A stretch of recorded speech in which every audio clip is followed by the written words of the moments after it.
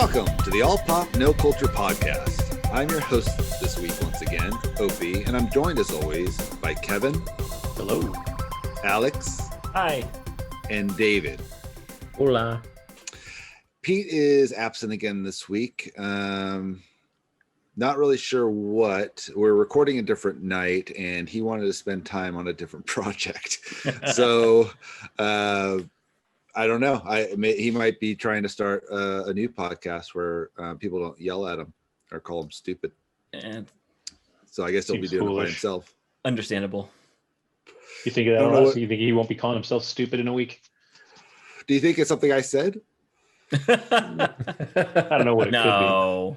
I mean, I've been racking my brain. I went back and listened to all the episodes. I'm like, I don't get it. Trying to pick out that one thing that set him off. It's not there. I'm just like, I don't know. What more does he want? Anyway, so Pete will not be with us this week, but he will be editing and posting on time. If you are new to the podcast, which I don't know, do I need to really keep doing that? Do you imagine anyone's picking? I think we've had some new people recently. We get a few new people, every once in a while, almost every episode actually. We got a ton of new people this week because Dave reposted. So apparently he's the most popular dude on the planet. Oh, well, why do you think we got him? Everyone will jump in once, right? Yeah, exactly. No, thanks, back. Dick. Thanks for listening to that. Yeah, that was a waste of 2 hours. Yeah, he's all. Yeah, we got 3 new listeners. I lost 2 friends from Facebook. So, okay, well then, if you are new to the podcast, we are a pop culture centered podcast that talks primarily about television and film as it relates to current pop culture. Occasionally we go into the video game realm, but that's about it. This week, we are going to be talking about the latest episode of WandaVision, which came out tonight. So if you have not watched that, spoilers ahead. We are also going through our a list of franchise movies that were all assigned by the luck of a wheel, and we will be giving an update on the current films that we've watched in those as we look to finish and move on. And then what else? We got anything that's pertinent that we've been watching this week with the Golden Globes coming up. I've watched a couple things, so I'll chat about that. And lastly, Kevin has a list of movies that are slotted to be rebooted or in the process of being rebooted. And there seems to be quite a few, so we will finish off with that. Unless we have an extra few minutes, we might talk about the teaser trailer to the Snyder cut of the DC film. If we got time. We've missed it the last 2 weeks. Maybe third time's the charm. Who knows? So, how's everybody doing? Have a good week? Great. Why don't we talk about anything we watched that's been pertinent? I think, David, did you say you've been watching something this week that you have? Yeah, we were watching a bunch of stuff. I actually, we finished Veep, and nice. I have to say the final episode of that show crushed my soul. Yeah. I don't remember, but I've seen it. Oh, for me, the only redeeming characteristic of Selena Myers, who is an awful human being. Yeah. Is her relationship with her bagman, Gary, right? Oh, yeah. Sweet. And then she sells him down the river to the FBI so that she can be president. No explanation. They drag his ass off stage. He has no idea it's coming. It's just the cruelest thing on the planet that she's done to what amounts to this loyal puppy she's had her entire career. But it was but it fit. It's so too. Fitting. Yeah, it fit. Oh no, it's exactly what she would do, and so, but it still hurt. Yeah, well, wasn't that a great show? Hurt. It was a great show. Yeah. My favorite middle seasons of that are amazing. My favorite character besides Sam Richardson's, he's the Flick. The black guy who Richard. Yeah. Richard's Fleck. Amazing. Yeah, Richard Fleck. But is Peter McNichol's character. He's the uncle of Jonah. who just keeps Oh, yeah. insulting him. Shits on him every time. Oh, I love and the congressman, like the foul-mouthed congressman and his aide. yeah, who yeah, was oh like, yeah. Mm-hmm. That So guy it was just is such a amazing. well-written show. Such a well-written show. Yeah, it's so funny. Everyone on that show is funny. Like everyone shines at any given time. Her speechwriter Mike, who just Yeah. is a complete idiot. Yeah. But yeah, Tony Hale in that. Tony Hale's awesome. He's hilarious. He won, I think, Emmys for that role. But there's he was amazing. when she won, it was hilarious when she won because he came on stage with her and did the whole thing, like assistant thing in her ear. That's fucking hilarious. Yeah, they're great. So yeah, so we finished that show, and then we finished that show Red Oaks, the one that Pete had suggested. And I have to say, for once, Pete was right. This was an excellent show. It's only 3 seasons. It's on Amazon Prime. It starts off as kind of a goofy, I describe it as Caddyshack, the TV show set in the 80s at a golf club, or you know what I mean, a resort, a resort, yeah, and this big club, and so Mar-a-Lago? Red Oaks Club. Well, that's the funny thing. At the end, they all end up at Mar-a-Lago. So it's a beautiful, beautiful way to wrap up the series. But it was a great show. It starts off kind of really light, and then as the characters grow, the show itself grows too, and it becomes deeper and more complex. And by the end, it's just it told a fantastic story. So I highly recommend. End of season 3. What was the what year did that come out?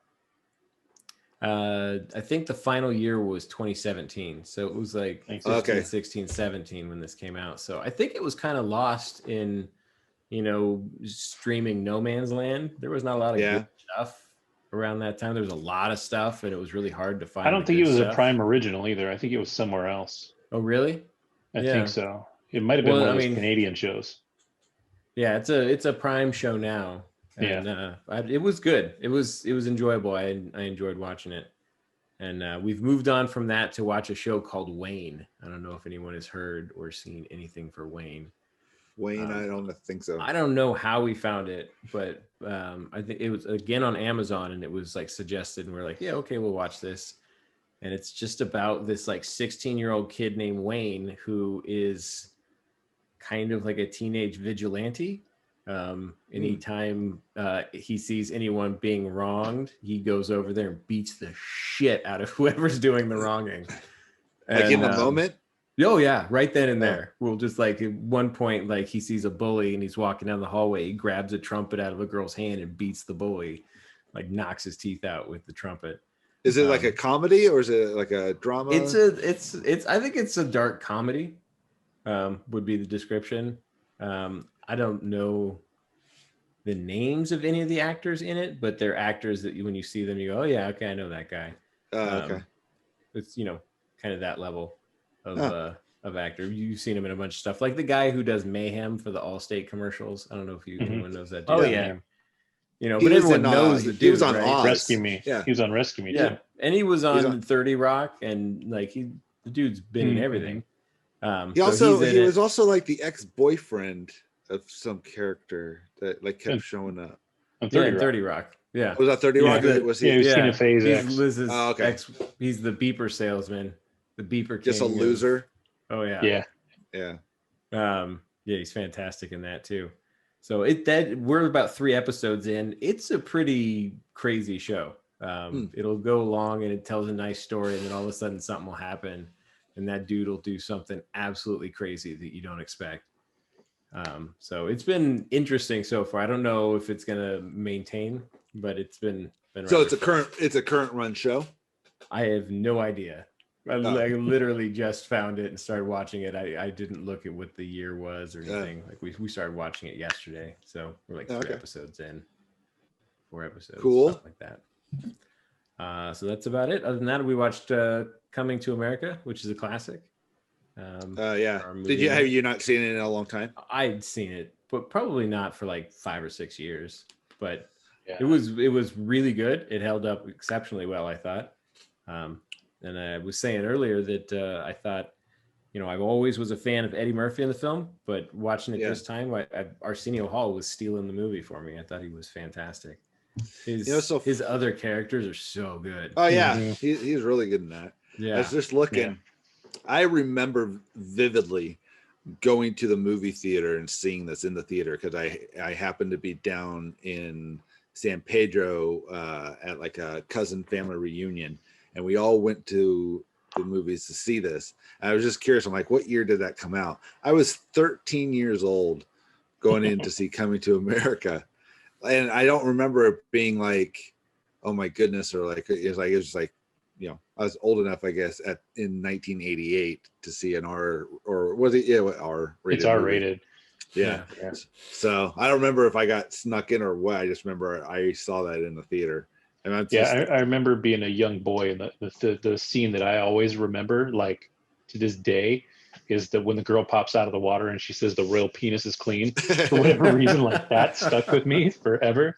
Maybe because she's naked. That might have been, your first. But there's already two other naked girls there. Like that's not even the reason. But it's like, it's just the line was so funny and and then the look on his face. He's just like so bored with it.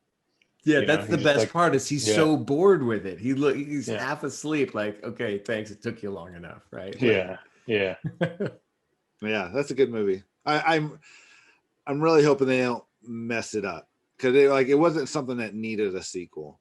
But I mean, hell, if we could talk about it.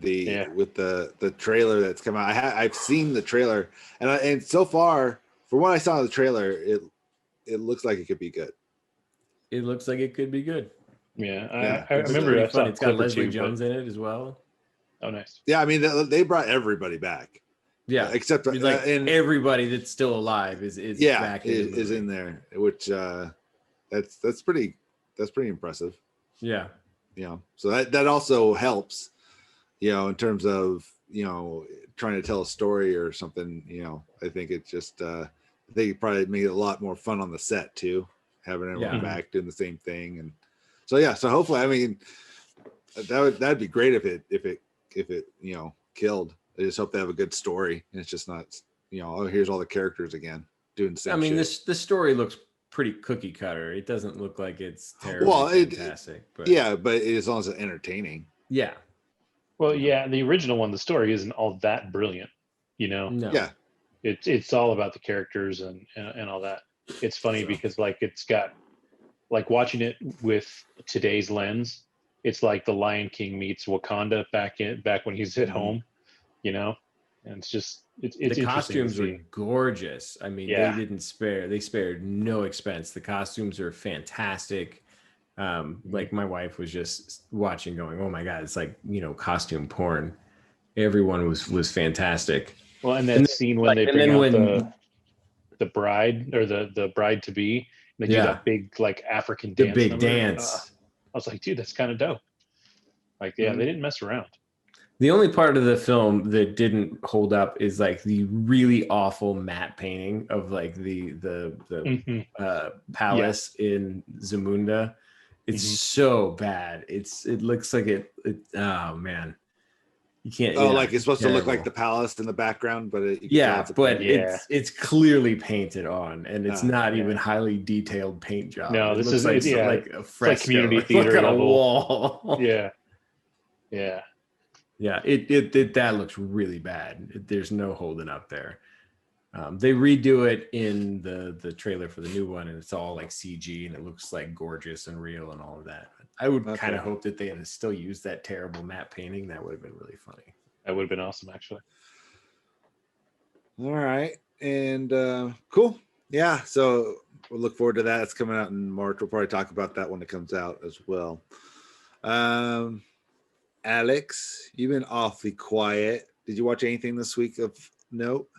Yeah, I watched a bunch of things.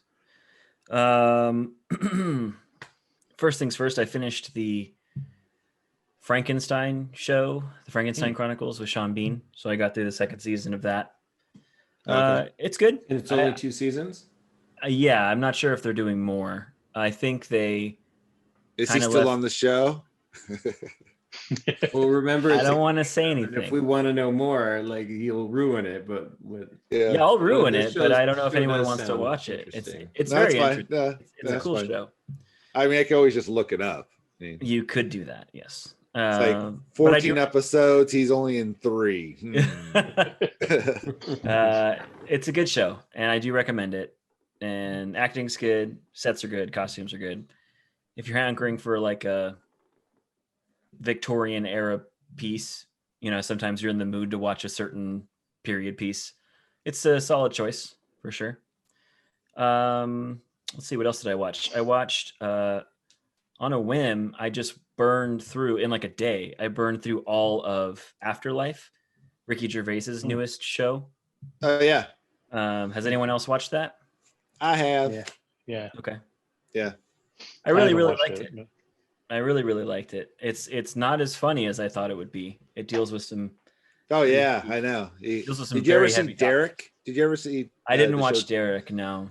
So Derek is good, but that was, I think, if memory serves, that was the first thing that I'd seen that he had produced, obviously, and written that had more of a serious tone than comedy, as opposed to extras and the Office and yeah. Which this one definitely it's like, no, there's more of a serious angle to it. There's definitely comedy in it, but it's an angle. And then Afterlife was even more so. But real quick, have you ever watched on YouTube? If you haven't, you have to. All the bloopers from those shows, all the outtakes from Afterlife. From Derek and Afterlife. I watched the Afterlife ones. I won't watch bloopers until I've watched a show because they'll have no context. But you've seen the Afterlife one? Did you see when they're trying to do the cake scene? Yeah, eating the cake. Yeah. Dude, I watch his outtakes like all the time. Like I'll just I'll get into a loop of watching. Because he just bursts out into his insane laughter all the time. It's just that, and just the absurd. No, but more so is Derek, because the guy who played the hoarder with the glasses, who was in that cake scene, in his character in Derek is just just a total disgusting loser. It's hilarious, but the outtakes are gold in that. I can imagine. So you got to watch Derek. It's a good show, and it's only like 2 seasons too, I think. 2 or 3 this seasons. one was only 2 seasons, and there's like 6. Well, he's doing another one. I think that's right. Season 3 is greenlit. That's right, which I'm excited for. So. I really liked all the characters on the show. Like they're all.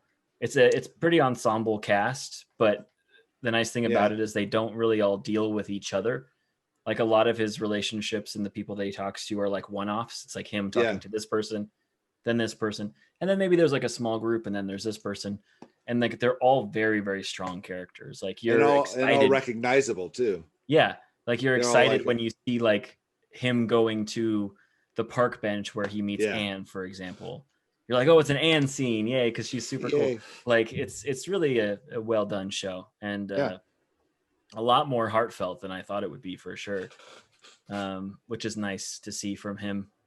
It shows his range, which I didn't know that he had. He has actually a good amount of range beyond just his absurdist comedy. So good to see. It's funny too, because a lot of people in this show were also in Derek.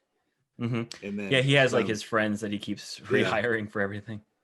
So Burn Through Afterlife, that was really good. I watched another show that I think just came out called Alias Grace. I don't know if anyone's seen the trailer for that on Netflix. Basically, it's inspired by true events, apparently. You know what that means. That like we use this person's name, inspired by true event. Oh, who? I think that was his fire alarm. Oh. We just see flames come up from the camera. Turn the background off. We can't see. No, that's the second time that's done that to me in here. I have no idea. There's nothing in here. There's nothing. Is it a smoke detector or it's a smoke detector. You're just too hot, man. I think it hates me. The first time it did it was the first day I booted up my new PC, and this thing was just like chunking out some serious heat. And that's crazy. And like the temperature of the room shot up like pretty high, and so I was wondering if it had a rate of rise, because like in major buildings, their actual life safety systems, the heat detectors will detect a rate of rise. And so it doesn't necessarily have to get all the way up to the temperature if there's a variation between if it spikes too fast, 3 or 4. If it spikes too fast, it'll set it off. So I was wondering if that was the same thing, but it's not warm in here this time, so I have no idea. It hates me. Maybe it's listening to the podcast and it's like, "Ooh, it's fire right now." It's a fire tank right crushing, now. crushing. Totes. Totes. Oh man. See. Well, I'll continue.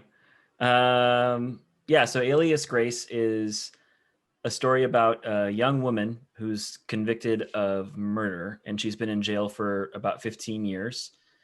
And a doctor who is essentially like a shrink or something like that goes to talk to her, not necessarily to find out if she's innocent, but apparently she has amnesia sort of just around the times of when the murder happened. So he's going there to sort of figure out what's going on with her, why she forgot that moment of her life, and see if he can kind of like bring it back out to find out conveniently. Just more. Yeah. Right. Well, it's also a period piece. It's like in the 1800s or something like that. And she's it's all in Canada, which is very interesting setting. She's like an Irish immigrant who ended up in Canada, and so she's a servant in different houses. And wait, Canada was around in the 1800s? I know, right? Yeah, it was. Shit. Surprisingly. But it has a lot of actors in it, like that you would know. Like Anna Paquin is in it. Zachary Levi is in it. The main girl who when I saw the trailer, I was like, fuck, I know her from something and I can't figure it out. She's Gay from Letterkenny, Stewart's like lover lady. Oh. Yeah. But I couldn't recognize her because she's super all makeup and stuff in Letterkenny, and this she's very plain looking, but I was like, I know her. So she's the main character, and she's really good in this. She does a lot more than she does in Letterkenny, that's for sure. And even Gaylor from Letterkenny makes a small appearance as well. So it's definitely a Canadian production. They're using like half the same actors and stuff. I feel like she shows up in anything that's Canadian. She's in Schitt's Creek too. Gaylor? Yeah, I saw. Where is she in that? I'm trying to remember. She shows up in one of the big town scenes where they've got a bunch of townsfolk. That makes sense. Yeah. But yeah, so Gay and Gaylor from Letterkenny are in it, and it's good. It's only 6 episodes. It's a limited series, so it's not coming back for anything else. Like if you just want to plow through it, they're about 45-ish minutes per episode. It's not too hard to get through. It's not like incredible, but it's well done and it's interesting enough. And I feel like they had some plot threads that they started to like pull on a little bit and then just kind of dropped.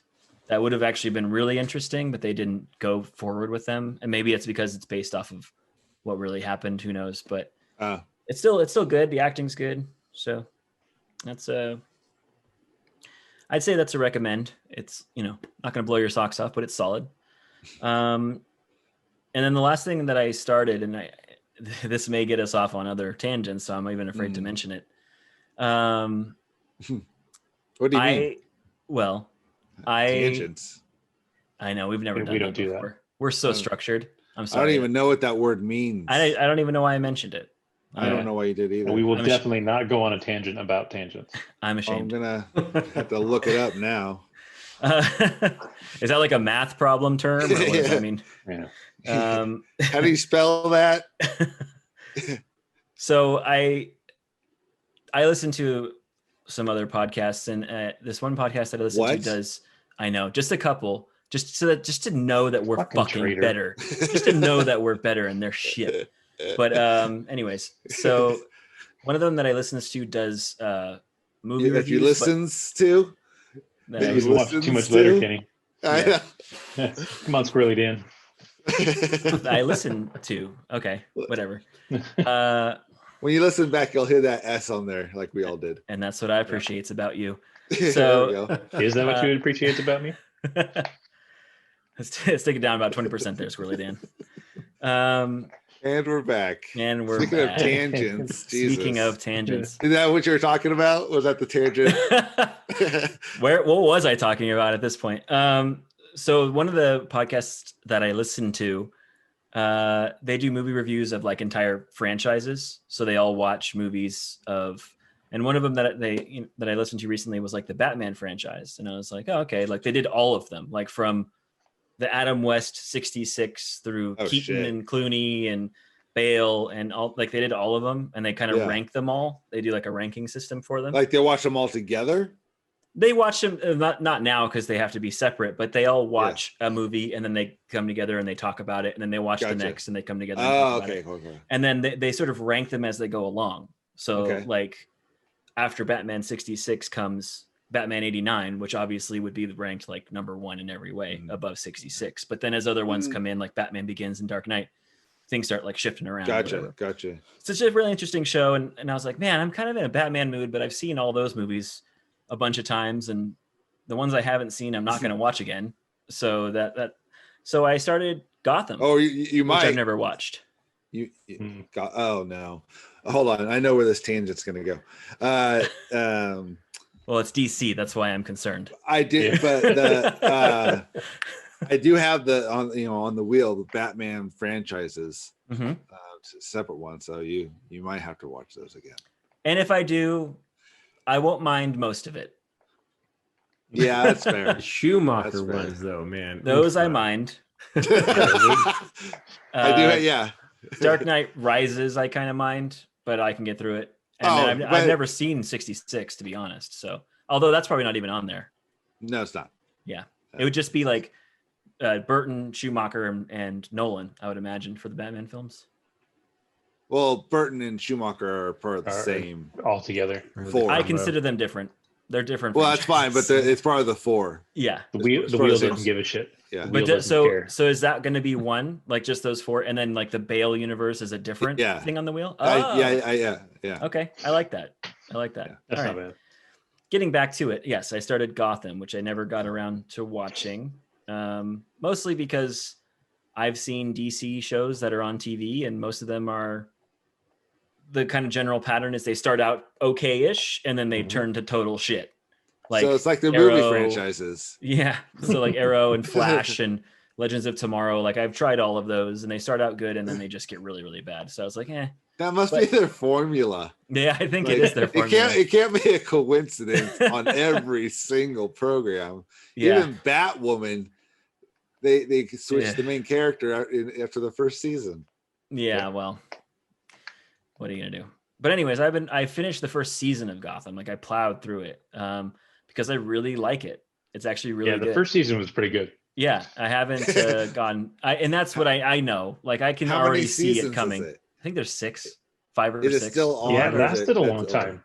No, it's over. It ended a year or two ago. Okay. Yeah, it's over, but there's 5 or 6 seasons. And I can already see the fucking writing on the wall. Like I didn't know how these shows work. I'm like, this was a good season because these were all of their ideas. And now we just don't know where to go. Yeah. And I'm just like, well. But I really like it so far. It's super fucking gory for like a cable TV show. Was it? It was not a cable, it was Fox. It was Fox. Yeah. And it's super violent. I was like, holy shit, this show is insane. For a TV show, obviously. The acting is really good. Like it's really interesting what they do with a lot of the characters because it's focused primarily on Jim Gordon and his career in the GCPD early on, and I'm sure it'll go other places in the next few seasons, but season 1 anyway. So it's him and Bruce Wayne is young, and there's like they have like everyone in there already. Like Selena Kyle is in there, and Riddler, and even Joker. Like but they're all much younger, like before their mastermind criminal personas have taken over. So well, I know they do something screwy with Poison Ivy at some point. Well, she's in there too. She's a little kid right now. She hangs out with Selena Kyle from time to time. She's like a homeless kid. Mm-hmm. They do something bizarre with that. Yeah, so far it's been relatively grounded. Like they haven't gone too wacky or anything like that. There's been some wacky shit, but at the same time you think like, well, it's Gotham. Like there is wacky shit. So it kind of gets away with that because it's mostly just a procedural. Like it's like a police procedural show, but in Gotham. And there's like overarching stories that kind of cut through it. Like Bruce Wayne's story of trying to figure out what happened with his parents and all his stuff going on. The kid who plays Bruce Wayne, by the way, holy shit, that kid is good. Like he's a phenomenal actor. I'm like, I like this kid because most kid actors are garbage, but this kid is awesome. Like he's so good. Like it kind of is blowing me away. Hopefully he stays good. I'm very excited for you to be watching this series. I'm excited as of now for sure. Like it's so far so good. I mean, I don't know if it's if it. I'm sure I really don't know anything about it, but it's like it's DC, so it's gotta. Yeah. Oh yeah. Did you watch all of it, Kevin? No, I think I watched 2 seasons, maybe 2.5. Okay. But it was a good idea because it was a normal cop show almost. Yeah. Based in Gotham. Yeah, right? It's great. So it was a cool idea, and then they start to get too far into the Batman villains when Batman isn't there. So that's what I was wondering about. That's why I was like, I see where they're going, and I'm worried about it, but because some of them are already developing their sort of like end game personas. Like this is what they are when Batman fights them, but he's like 11, so he's obviously not going to be around for a while. Because the old argument with Batman always was, did Batman make his villains, right? Like in the comics, that's when Batman came around, did the villains start to get crazier, right? To combat him being essentially a crazy idea. Yeah, and so like the answer to that is no. Gotham was always super fucked. Yeah, and then Batman came in. Yeah, for sure. But I like it so far. The depiction of Gotham specifically is the best I've ever seen in anything, including all the movies, the Bale movies, the Snyder movies, for the 2 that there are with Gotham in it. Does it start off in a certain year? It doesn't specify the year. It's actually pretty vague. Like obviously Bruce is much younger, and it's sort of like the past, but it's not like the super far back past. Like it's not like the 80s, because they have flip phones and pretty modernish cars and other things like that. So like they're not using iPhones and shit, but it's not like that long ago. But but they keep it vague on purpose, I think. But I'm really enjoying it so far. Like I've been watching it pretty much nonstop all week. So, or I should say the last 2 days, because that's how long it took me to get through the first season. But yeah, all right, I like it. And let's get away from DC quickly before we spiral out of control. That's it for me. How would we ever spiral out of control? I don't get it. Well, then I will go. And then Kevin, have you watched anything this week? Yeah, I got a couple. Okay, cool. This week I'll go quickly. In our pursuit to watch all of the Golden Globe nominated films, actors, performances, whatever, by the Golden Globes, which is in a couple weeks, I think. Me and the wife watched The Little Things with Denzel Washington and Rami Malek and what's the other? Jared Leto. And we watched it because Jared Leto is nominated for Best Supporting Actor. He's not going to win. His performance wasn't bad. It just wasn't. It was weird. It was like he played a kind of like a creepy guy. His character is meant to portray just like a total creep who you want to believe is guilty of a crime. Kind of things like this is the guy, no question about it, kind of situation. And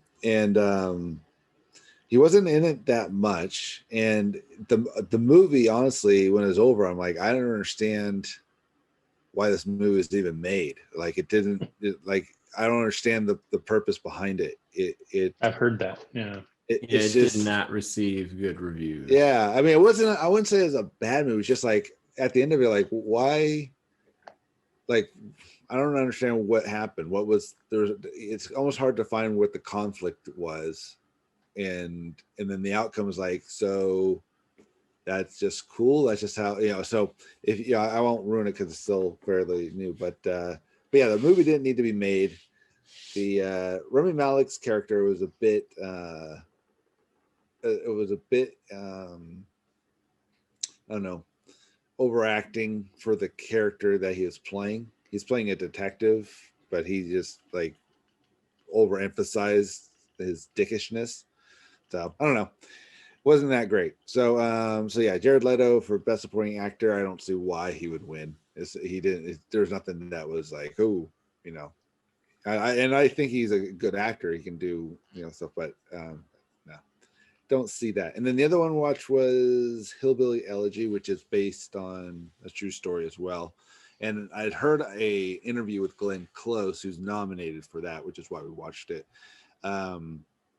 She was on Mark Maron's podcast, and so I listened to that interview a little while ago. I remember her talking about doing that role and talk about the family that they're portraying and stuff. And it's crazy. At the end of the movie, they show pictures of the real people, and they did a great casting job. I mean, Glenn Close especially looks just like the picture, although she did mention that the real woman was like a much bigger woman, like a taller woman or something. But other than that, I was like, damn, the casting, you guys, did a really good job. So going into it, all I had heard that it wasn't well received. That, again, I remember when I saw the preview, I was like, oh, it could be interesting, but then when it first came out, everyone was panning it and, just for whatever reason. So I didn't have high expectations, but I liked it. It was better than I anticipated for sure. But the acting I thought was good. The story, it's a, kind of like a tragic story based, but based on true events and stuff. But no, I thought it was entertaining. It was good. It was sad, but it's good. So thumbs up on that. And then we're still working our way through The Crown. We just finished season 3. I just finished season, I think 7 of Letterkenny. Okay. So I just started over again today just for shits and giggles. Yeah, I plan to immediately start over after I finish it. But you kind of have to. Yeah. Because the first season you kind of lose just figuring the show out. Well, or even which episode is which, because they almost all of them have the same thing going on. So it's kind of like, well, what one was he talking about? That So, but anyway, so yeah, working through that, and then and then I watched 2 of my Terminator films to round myself out. So I'll talk about that in a minute. So, Kevin, it's all yours. Yeah, I watched like it kind of like Alex, but in like 2 days I watched Fleabag finally. Oh, okay. On Amazon Prime, and I love Phoebe Waller-Bridge, man. We started that. We started, but I think we're still. I don't know if we're in season 1 or 2. We liked it. There's only 2, and there, according to her, there will not be more. She's done. But I really like it. Like, it's a really dark comedy. Like, she's really messed up, but she's really good at doing the fourth wall thing. Yeah, like she's the way she does it, like mid sentence or mid scene, and then comes right back. She's really good at it. Like, she doesn't feel cheesy, and she's fucking hilarious. Like, she's funny. Yeah. But yeah, it was. I had always meant to watch it. I know it won a couple of Emmys or Golden Globes or something. Yeah. And finally sitting down to watch it, I was just like, damn, okay. Like, it was good. I was actually disappointed there's not going to be a 3rd season, but I mean, it didn't end in a bad spot. So when it finishes, it's fine, And then my wife has been watching Fringe again, which is one of my favorite shows kind of ever. And I haven't been watching religiously with her because she tends to watch while I'm working, but I'll catch an episode every now and then and just sit down and watch. And I still love that show. What is Fringe on? What is that streaming on? You can get it on Amazon Prime, but it has commercials. So Amazon Prime feeds it through IMDb TV. So the first couple of episodes, there's no commercials because there never was commercials. So I think the first 2 or 3 episodes, when it originally aired, it was riding the coattails of Lost. Yeah. And it was J.J. Abrams. And so the first 2 episodes ran with no commercials at all. And then I think for a while it was limited commercials. and then eventually it got kind of into the regular schedule. But it's X-Files ish. It's but it's really good. I love that show. Is it holding up through a second pass? Because I loved it the first time through, but I've watched it at least two or three times before this. So this time I'm just kind of skimming it every now and then. But it does hold up, I think. It was in the last decade that it was on, so it's not super old. Yeah. And it still looks like a current show. So yeah, I really enjoy that one. And then I watched the first half of Coming to America. And then first half. I was watching it tonight, so I had to stop so that we could do this thing. And then I have to. And then I watched. So this is my embarrassing one. So I can join Alex here. After the Super Bowl, they premiered. Oh no, Equalizer. Yeah. You watched the Equalizer? I did. And you liked it? I didn't hate it, but only because it was exactly what I expected it to be when I watched it. So it's not the worst show of that kind, but it's definitely like that kind of procedural type show. It's like if you ever watched Person of Interest, it kind of falls into that kind of category. It's not bad. Like the acting's okay. The premise is obviously ridiculous. Like she just gets going. Have you seen the movies? Have you seen the Denzel Washington ones? I didn't even see the Denzel one. He has two of them. Yeah, there's two. Yeah. Right? And it's not. I mean, they're not bad, but they're not. I'd put them up there like John Wick ish, as far as the movie goes. Yeah, I can see that.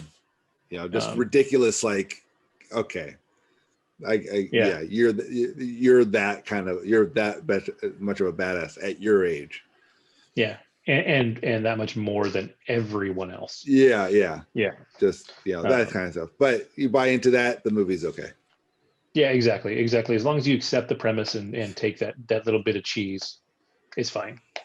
And I'll take Denzel over Keanu Reeves, though, any day. That's true. Yeah, that's true. I'd second that. So yeah, but it was fine. I'll probably watch a few more episodes at least, and when it gets intolerable, I might stop. But it fits that certain type of show. Like it's fine for that type of show. If you're looking for that, by all means, watch it. It's not the worst, but it's not. I wouldn't. I bet my mom is going to watch that. I can see that. My mom did watch it, and she the next day was like, "I watched Equalizer," and I was like, "I'm glad you did that. I'm not interested. Thanks." Yeah, I thought if you're going to continue talking, I'm going to hang up, Mom. So yeah, that's what I got. All right. Well, since I closed out my my franchise this week, I will go last since I'll have to then also spin and get a new franchise. And Alex, you did not watch again this week. It's not anywhere. Time, huh? It's not anywhere. $3 on iTunes. I'm not going to spend money on it. I'll send it to you. I'll give you the cash to rent it on iTunes. It's the principal thing. No, and you stand by your principles. I want you to watch this movie. Are we going to not talk about WandaVision first? Or are we going to do that last? Oh, I forgot about that. Yeah, why don't we finish with that one? Finish with Wanda? Okay. Yeah. So remind us. I shall. And then Kevin, you watched the third of yours and you watched the second of yours, right, David? Correct.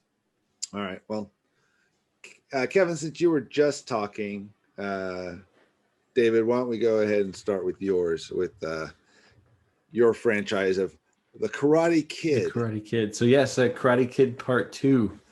So this film, the first 5 minutes is just a recap of the first film. They literally just basically give you like a Karate Kid for Dummies cut of the first one.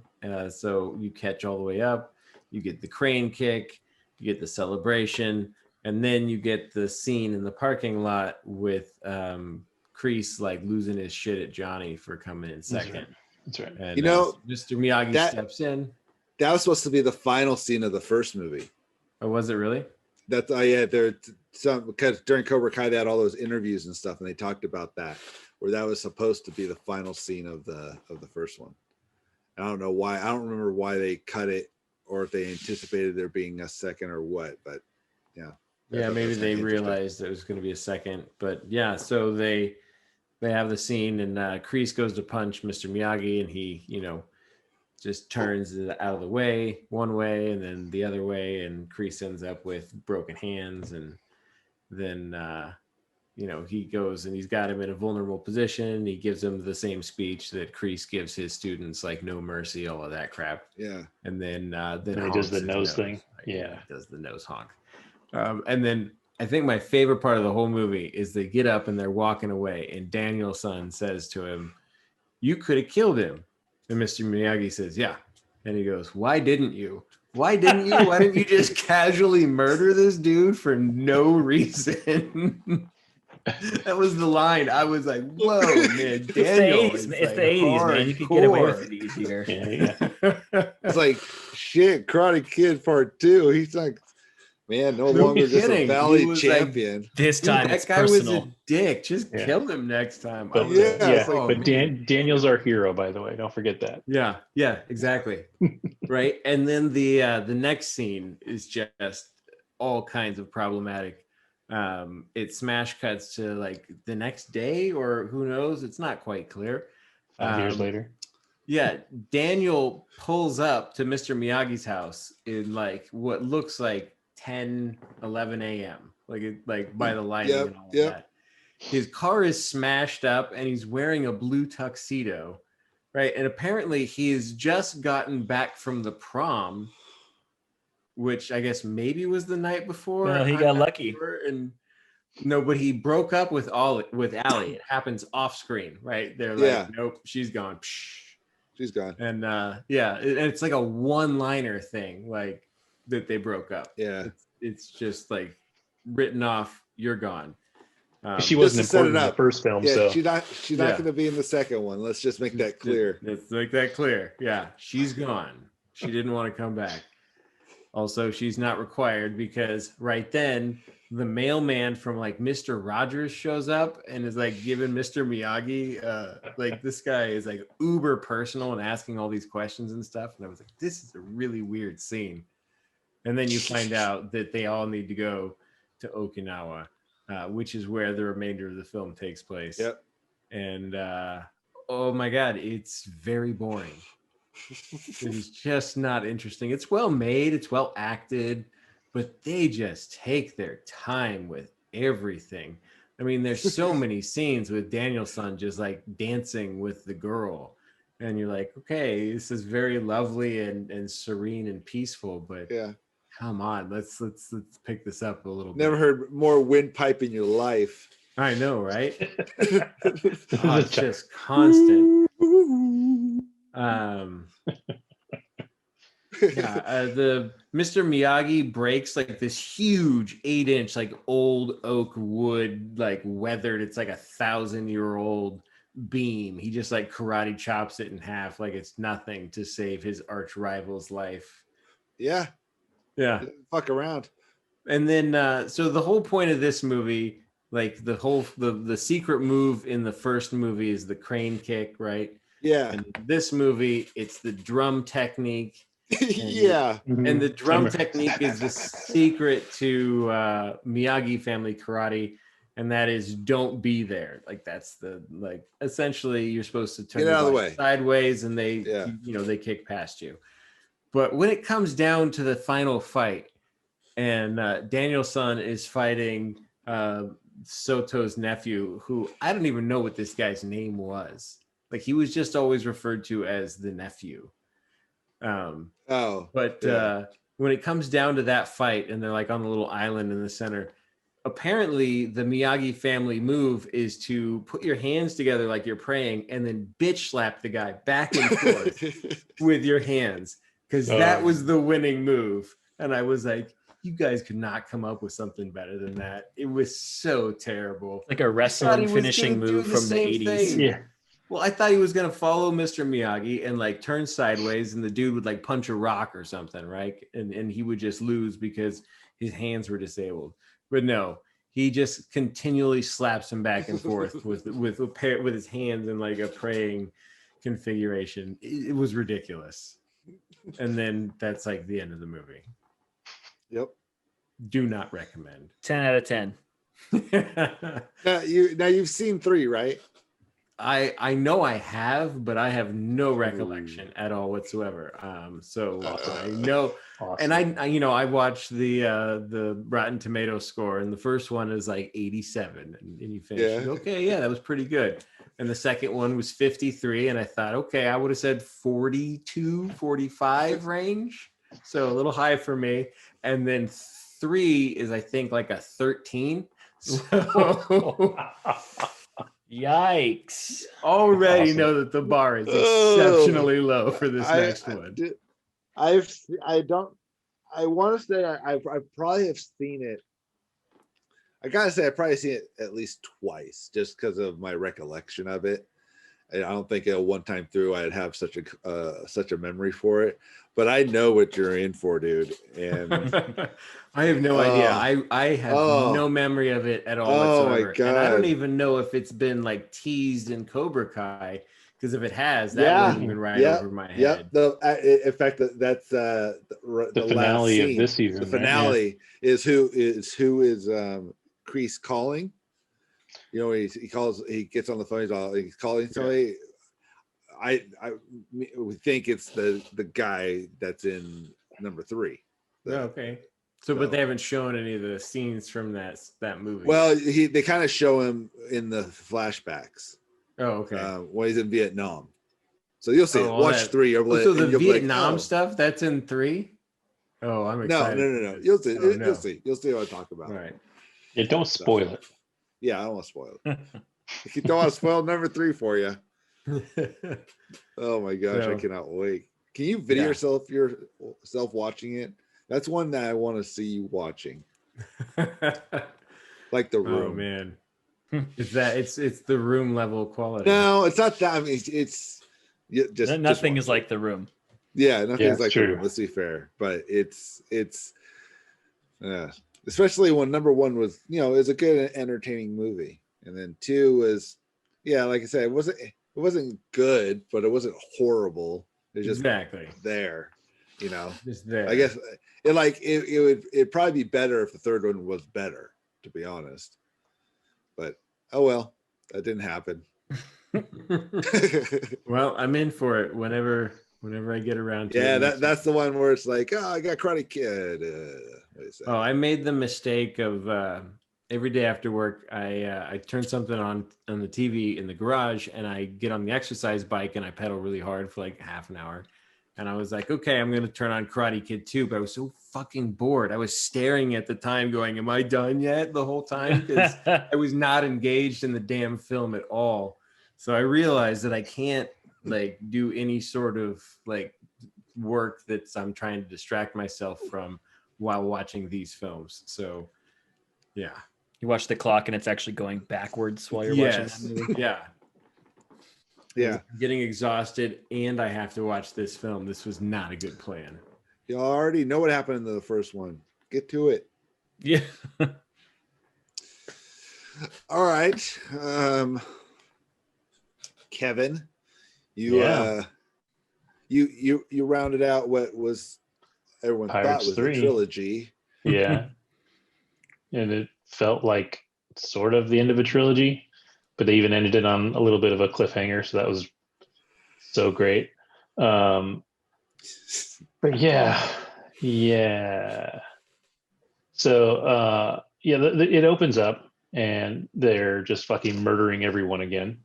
So everyone's being hung at the gallows. Yeah. That was a cool scene. To that film's credit, that's a cool scene. Sure, it was a great scene for a kids movie. And then totally. So I'm not a kid. like, Fuck kids. well, don't do that. Oh, Yeah. That's illegal still. fuck. Yeah, don't stay away from that. So they hang like a bunch of people, and then they bring up a kid with so they're gonna hang this kid, and his solution to being hung is he starts singing. So everybody starts singing because that makes a difference somehow. Because like at some point they cut back to the main bad guy, and he's like, "Finally," or some shit, and you're like, "Wait, what?" Like he was waiting for the song? I don't know. And then like it shows the kid get up on the gallows, and they cut away. So they murdered a kid to open up the movie. So that's pretty dope. Yeah. You know, and then immediately that's Disney for you. Yeah, Disney always does that kind of shit. Very murdery. All right, let's get him crying right off the bat, and then we'll bring out Captain Sparrow, and he'll do something funny. Yeah, no, but he's dead right now. So they immediately cut to the swamp that looks like a shitty remake of the swamp from the game or from the ride, right? So it just looks exactly like that. And you know they're trying to figure out what they're going to do next, and they've got the crazy witch woman who is apparently like the queen of evil, right? But she's just some girl in a hut, right? But she also happens to be in the middle of nowhere. Yeah, but she also happens to be the whole reason that Davy Jones is Davy Jones. Mm-hmm. So we'll get to that awesome bit later because that's cool. So they go out, but they have to talk to the other pirate lords, I guess, which they've never, hinted at pirate lords before. But now, if there's one thing pirates need, it's structure. So they have pirate lords that hate each other, but also meet up every now and then and talk about piratey things.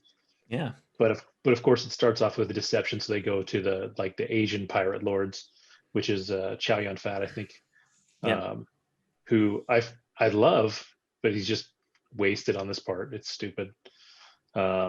And they all turn on each other, and then of course the British Army shows up, and they start blasting shit. So everybody gets away, and then they're all reluctant friends, right?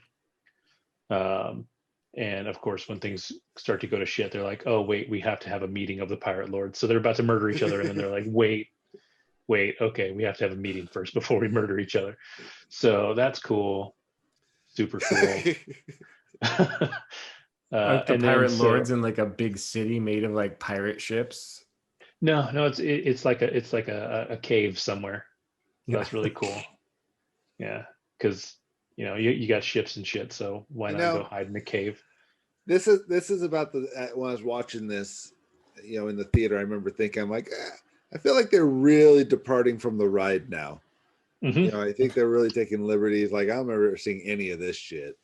So right. They're gonna have to redo the whole ride, or they're gonna have to reel it in real quick. Yeah, which they did not. No, they did not. So then I don't even remember their reason for deciding that they need to go get Jack Sparrow. He's one of the pirate lords. Yeah, yes, because other than he's one of the pirate lords, which, I mean, if he died, who gives a shit? Like that seems absurd to begin with. That he was a pirate lord. Jack Sparrow is a pirate lord. Like barely anyone even recognizes him as the captain of a ship, let alone a pirate lord. This always felt like a big stretch to me. Yeah, and then so just this part. Just this part. Yeah. Just the rest of it's fucking gold. So of course. Watch your the rest tongue, of it, sir. Yeah, it's not preposterous, especially immaculate logic. Yeah, especially not the part where they have to get lost on their pirate ship so that they can fall off the edge of the world. That's pretty neat. Well, super cool. Have you ever fallen off the edge of the world? No. Then how do you know how it works? Yeah. I'm not saying I know how it works. I'm just saying it's dumb. And so when they fall off the edge of the world, that's when they cut to Jack Sparrow finally, because like maybe he was dead the whole time. So they cut over to him, but the scene where he's waking up, that's when they introduce all the pirates ride shit. So like while the screen's black, you hear the dead men tell no tales and all that shit. You hear all the stuff from the ride for no reason. Very strange decision. Yeah, for no reason. Sure. Yeah. They're like, oh shit, we forgot this is a ride, guys. Let's tie it back in. If we put these sound effects in the movie, more people will come to Disneyland. So all that happened at that point on the ride, and so just so you know where you are in the ride, this is got it. You're in that part of the story. Got it. So he wakes up in the sand in the underworld, which is cool. Yeah, it's super cool because he jumped into the mouth of the Kraken, which is the last thing we saw. Yeah, as you do. Now, wait, I'm sorry, real quick. I don't remember. Have you seen this before?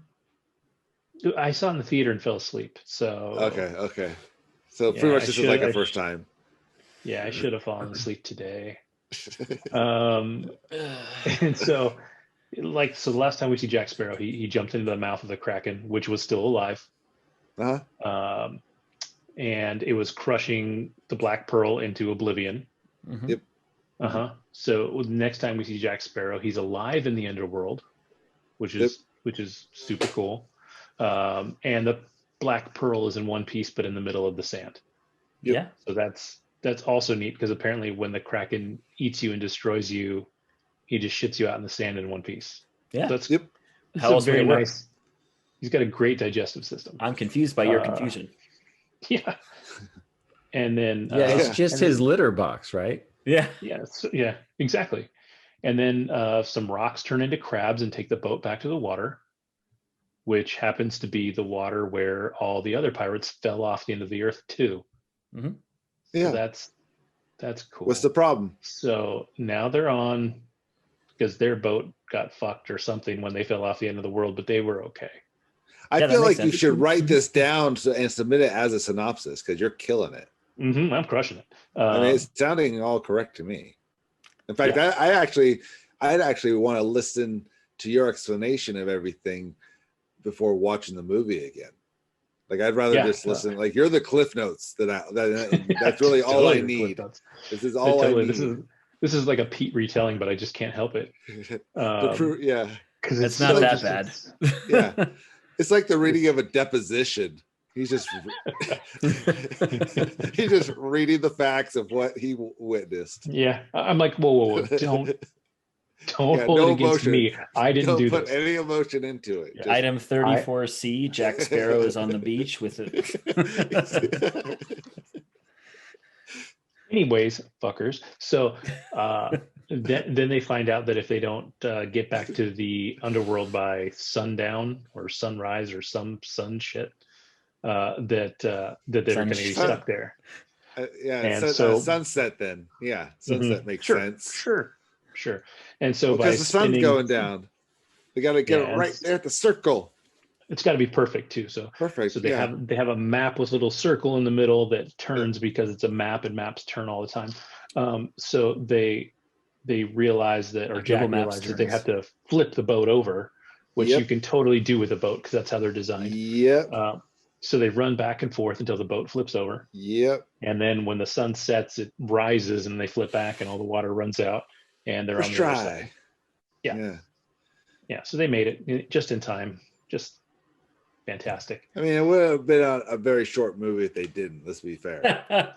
Yeah, and then after this is when the movie really just fucking even more so just goes off a cliff. Like everybody starts changing sides. Like everybody's like betraying everyone. But within like the small crew of people, so you got Barbosa, you've got Jack, you've got Will, and you've got what's her face, Elizabeth Swan. Yeah, and they all are just like trading each other for each other. They're all being like pirates. Yeah, sure. Pirate logic. Sure. Okay. You didn't get that? Don't you remember when you're on the ride and like you're in a seat and then someone trades you for someone else and you get traded? Yeah. You just don't ever get off the ride because you got traded for somebody else. So yeah, those are, when the people are chasing each other, it's like those are that's the total clue right there. Yeah, and then there used to be people riding this ride and now they work here. Yeah, when's the last time you went on the ride, dude? Ride the ride before you start judging the movie. It all makes sense. Maybe it's different. Makes sense. Yeah, maybe it's different at Disney World. I'll tell you when I go there. But it's not. No, I'm sure it's not. So, anyways, in all the preposterousness, at some point they realize that the little witch doctor girl that they have is actually Calypso, who is the evil witch woman that broke Davy Jones' heart. The whole reason that he's all fucked up. So they pull some kind of magic enchantment on her, and she grows to be like the 50-foot woman on their boat, which is really cool. And they try and keep her tied up, which obviously works but doesn't work at the same time. So to escape, she turns into a bunch of crabs and falls into the water.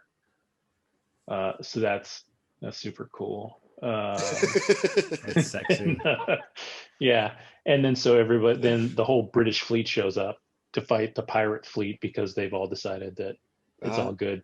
So they're all buddies right now to take on the British fleet. And of course, the British fleet at this point. Was this when they went into the whirlpool? Yeah, this is about to be. Yeah, it's coming up. Okay. So the British fleet is controlling Davy Jones and the Flying Dutchman because they have the box with his heart in it. So yeah, of course.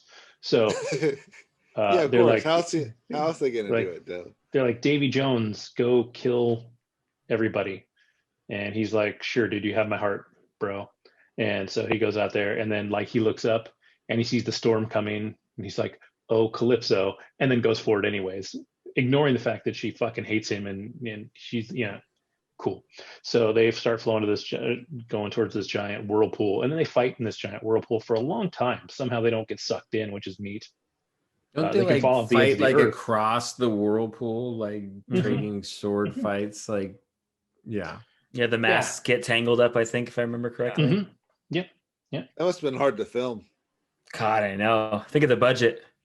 Yeah, it's hard to make a whirlpool. I'll tell you that right now. I was gonna say, where are you gonna find a whirlpool?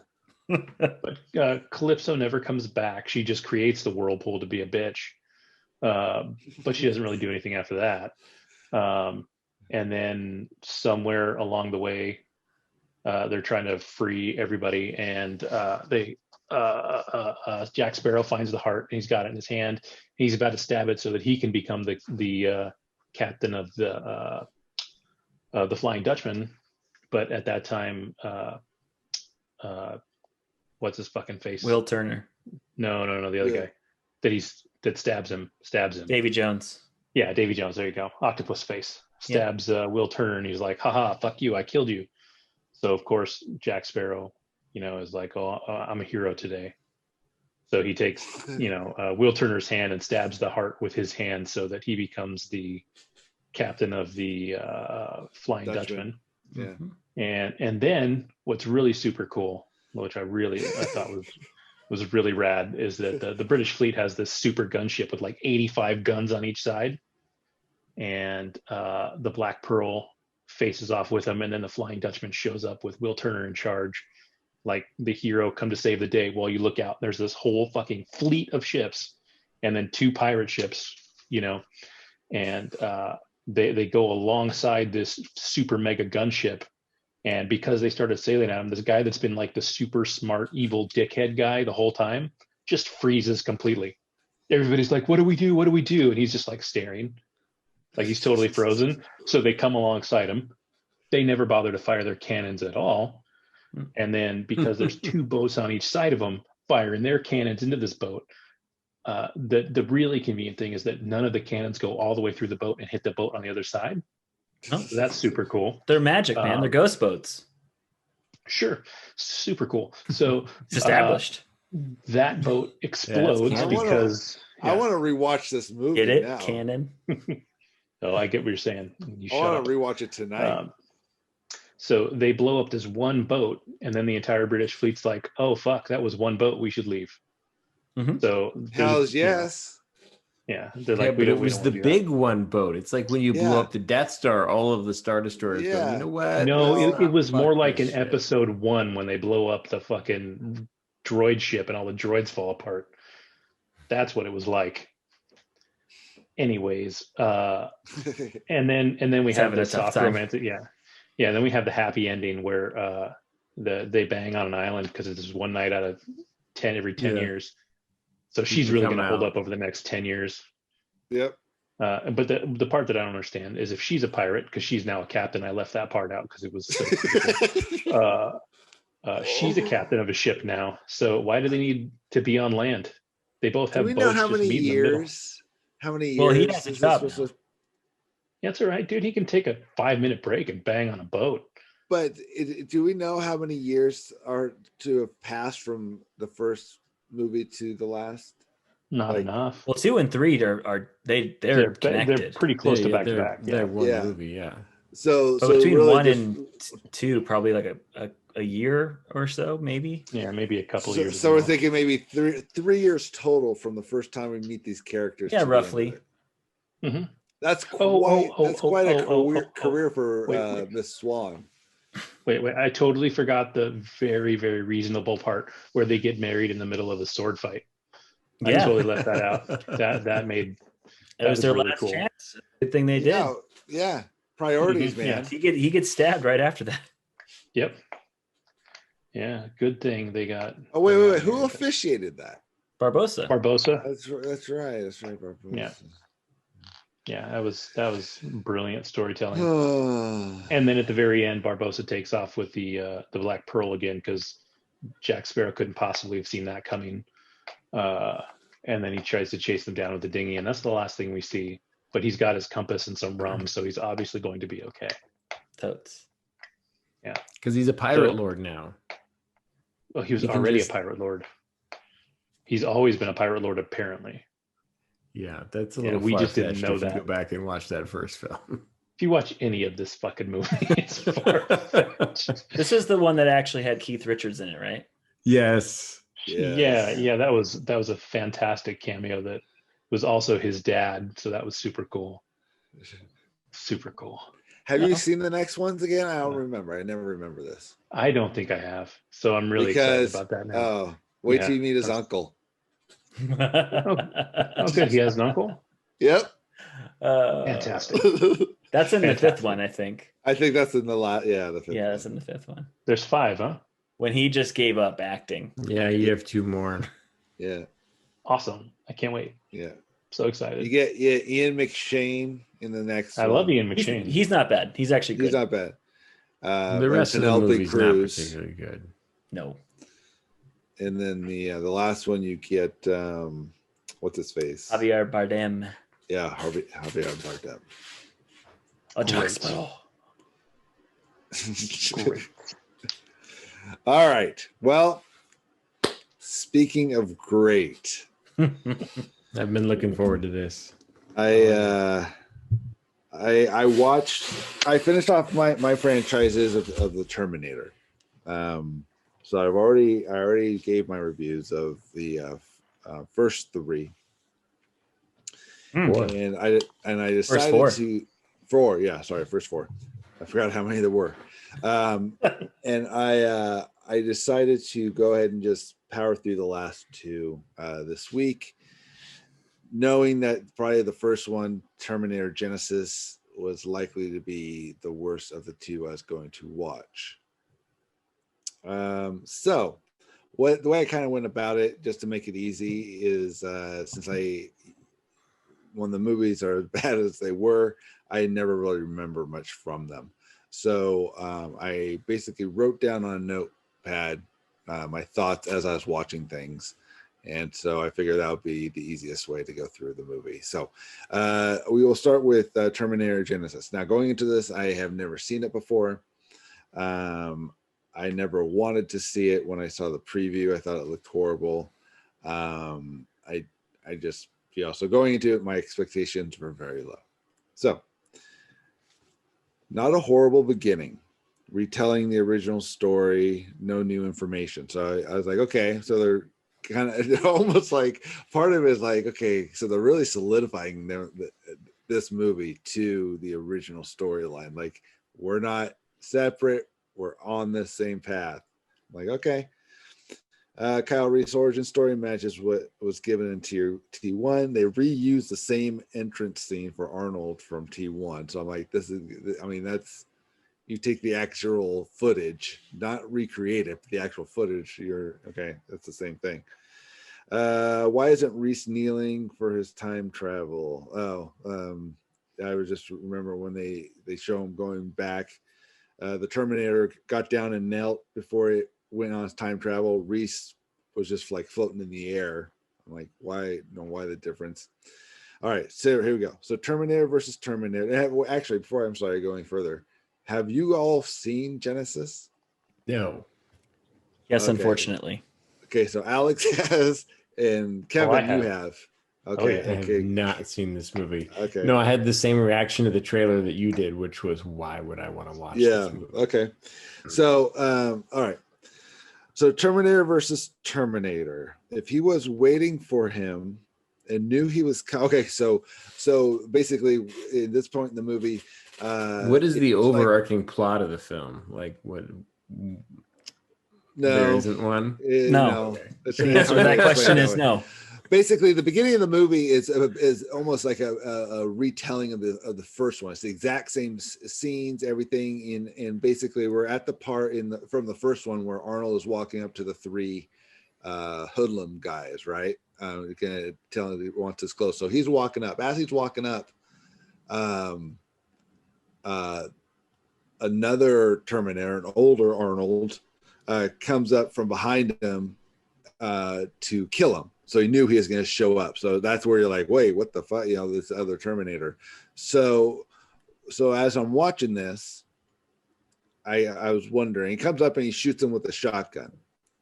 Is this actual Arnold, or are we using CG Arnolds at this point? Or that's actually the old one's actually Arnold. Yeah. So he is in the film. Yeah. Mm-hmm.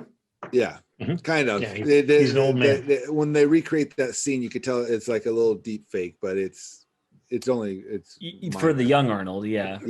For the old one's him. It's So I said, if he was waiting for him and he knew he was coming, why did he just bring just a shotgun, knowing full well that's not going to do shit? Why not have your scope on him where he shows up like when playing GoldenEye with your friends? So it's like he knew he's coming. He knew exactly where he's going to be. He just shows up, a few minutes late. So that was the first thing that kind of bugged me. I'm like, that doesn't make any sense. And now a T-1000 shows up and completely botched termination, even though he knew he'd be there. So like he was coming for Kyle Reese, knew where he's going to be. A T-1000. So a T-1000 is anyone listening to remember, that's what the Terminator and Terminator 2 was, the liquid guy. Liquid metal. Yeah. So you have a T-1000 knowing that Kyle Reese is going to show up in this spot at this time, and you do show up, but somehow you can't kill him. It fucks that up. That drives me crazy. Okay, then I go, oh, Amelia, what the fuck are you doing in this? She comes down like, Sarah busts in again, obviously knowing he was going to be there and yet was still late. Who is Amelia playing? Is she playing Sarah Connor? She's playing Sarah Connor. So are they rebooting? Like, what is the... Yes. What a great question. And no. And yes and no. Okay, so hold on. This is this movie.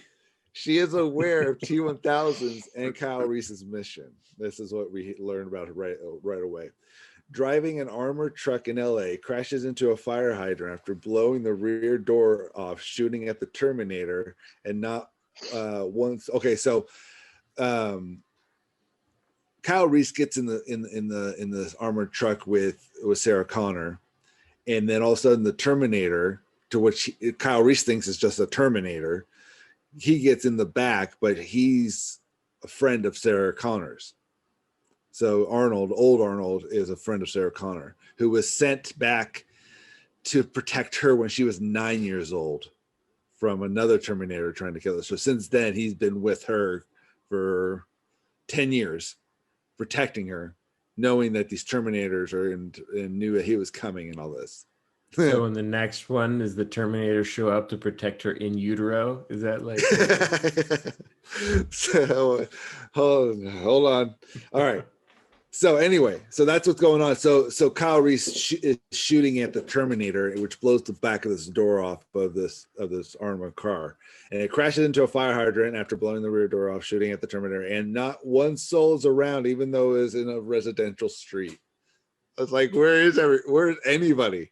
They just get out, there's chatting. It's every Terminator movie, though, isn't but it? I know it's a very specific theme that they keep running in every fucking Terminator, because there's never anybody around unless they're needed for to run something over. That's the Terminator's plan, so that they aren't discovered. They figure out where these areas are going to be. Yep. So here we go. Just in case they weren't going to acknowledge the fact that Arnold Schwarzenegger at this point is in his 60s, I believe, when he filmed this one. Mm-hmm. And you know how old this Terminator is. Sarah Connor refers to him as Pops. That makes sense. Pops. She's that cool with him. It's 10 years, Pops. You know, I thought it'd be funny. Yeah. I was like, Jesus. Oh my, okay. Okay. During one of the battle scenes, they blew up whatever the T-1000 was riding, and somehow that made him melt. I'm like, why?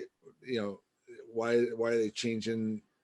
They obviously are tying it to all the other things, but for some reason they decided to make him melt. So anyway, time travel. Okay, she's still 19 or 20 in this movie. She's still the same age as she was in the other one. She was able to acquire all needed supplies and locations to build a time machine all ready to use when Reese arrives. Mm-hmm. So in 10 years. Yeah, I don't see where the discrepancy is. Oh my God, I remember I had to stop. I paused. I usually pause every time I write something down because I didn't want to miss a thing. No. I was like, wait. I think I looked it up at that point. I was like, is this supposed to be the same age? Because that's remarkable. That's just that's amazing. All right, now Judgment Day is in 2017. Apparently, they make that as a point. This feels like Inception without the believability. I wrote. Emilia Clarke is drawing from the Jake Lloyd School of Childish Acting. I don't know if I'd go that far. It wasn't good, but Jesus Christ, man. There's a few lines where I was like, that is Jake Lloyd. That is Jake Lloyd. They're driving. She's like, I'll try spinning. That's a good trick. Yeah, it's the exact quote. I believe that. I think she said yippee at one point. Yeah. Let's see. Now this is pod racing. And then the first try they make at time travel, no problem, not a glitch, works like a charm. Yeah, I was like, all right, that's lucky, man. And unfortunately, they land on the freeway, immediately hit by a car hard, like together, like they hug. They're naked, they hug, get hit by a car hard. But they're good. Let's get up. You know, no scratches. It's all good. J.K. Simmons, no, he shows up. I saw his name in the beginning, but I totally forgot. And then he shows up, and you're like, J.K., no, sir. However, I will say, which I don't know if I mentioned later in here or not, for the part he plays, which is a fairly small role, he does a good job for what he does. J.K. is great. Yeah, he's not the problem with this movie at all. He gets a pass.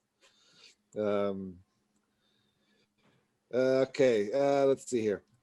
There's a scene in a crowded hospital. Okay, so after after they hit on the freeway, the cops do show up, because I mean, you know.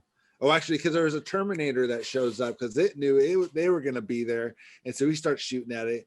Cops show up. They end up in the hospital, and then. All right, there's a scene in the crowded hospital parking garage where a shotgun was fired at a person, seemingly killing him, and no one is around. So they shoot at a Terminator, but no one knows that he's a Terminator. And so basically someone is getting shot in the garage.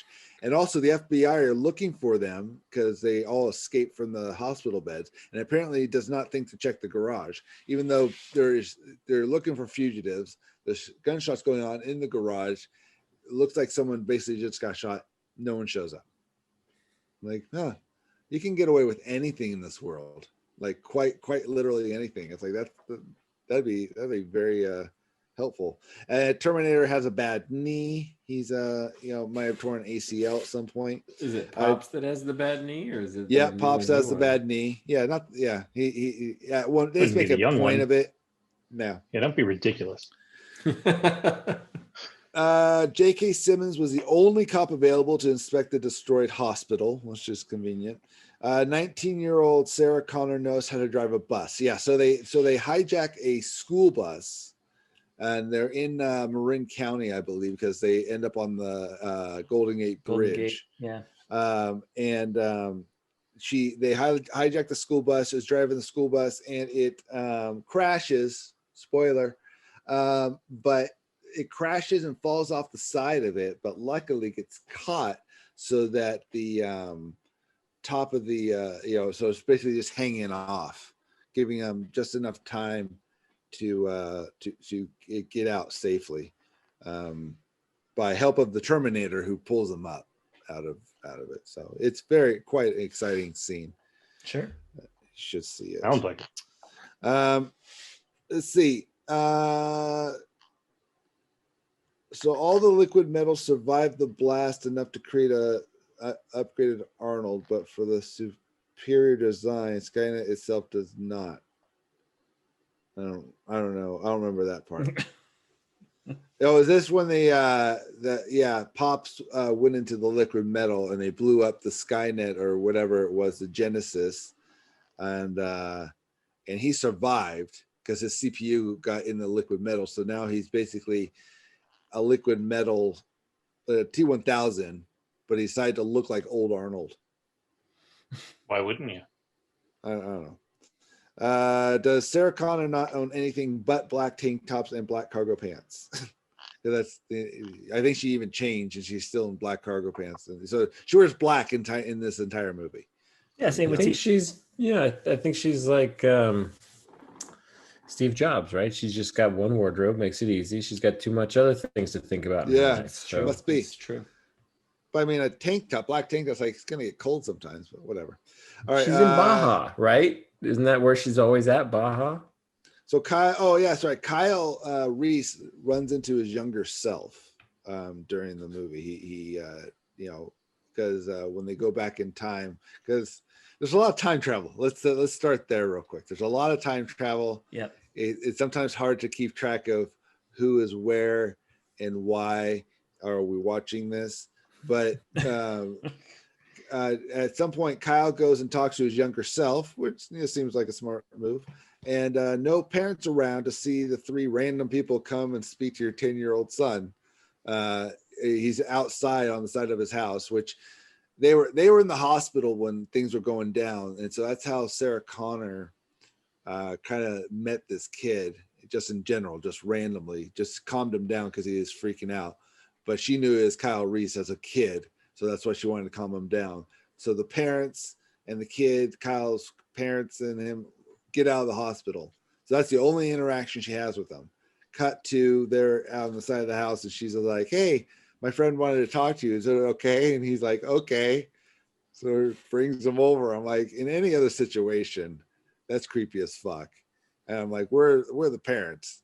Just my 10-year-old kid's on the side of the house, three random people.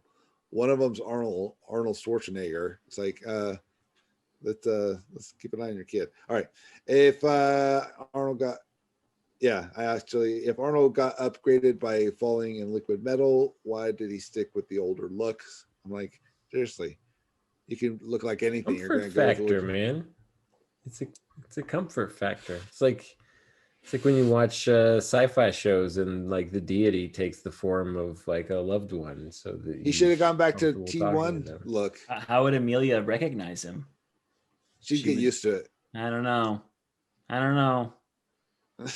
He could look like anything. So he looks like Pops. He just looks like Carrot Top. Oh yeah, and throughout the movie, the Terminator trying to smile is comedy gold. Glad they stuck with that throughout the movie. So basically, throughout during the 10 years of Sarah Connor being with him, she tried to teach him to be more human-like and trying to teach him how to smile. And it was just a running joke where he just made a very creepy-looking smile, a very robotic smile. It is stupid because he's a robot. So So Genesis, Genesis is no. Genesis is also the new Skynet. So Skynet, obviously was destroyed, but Genesis was a new thing that sponsored by Hyundai.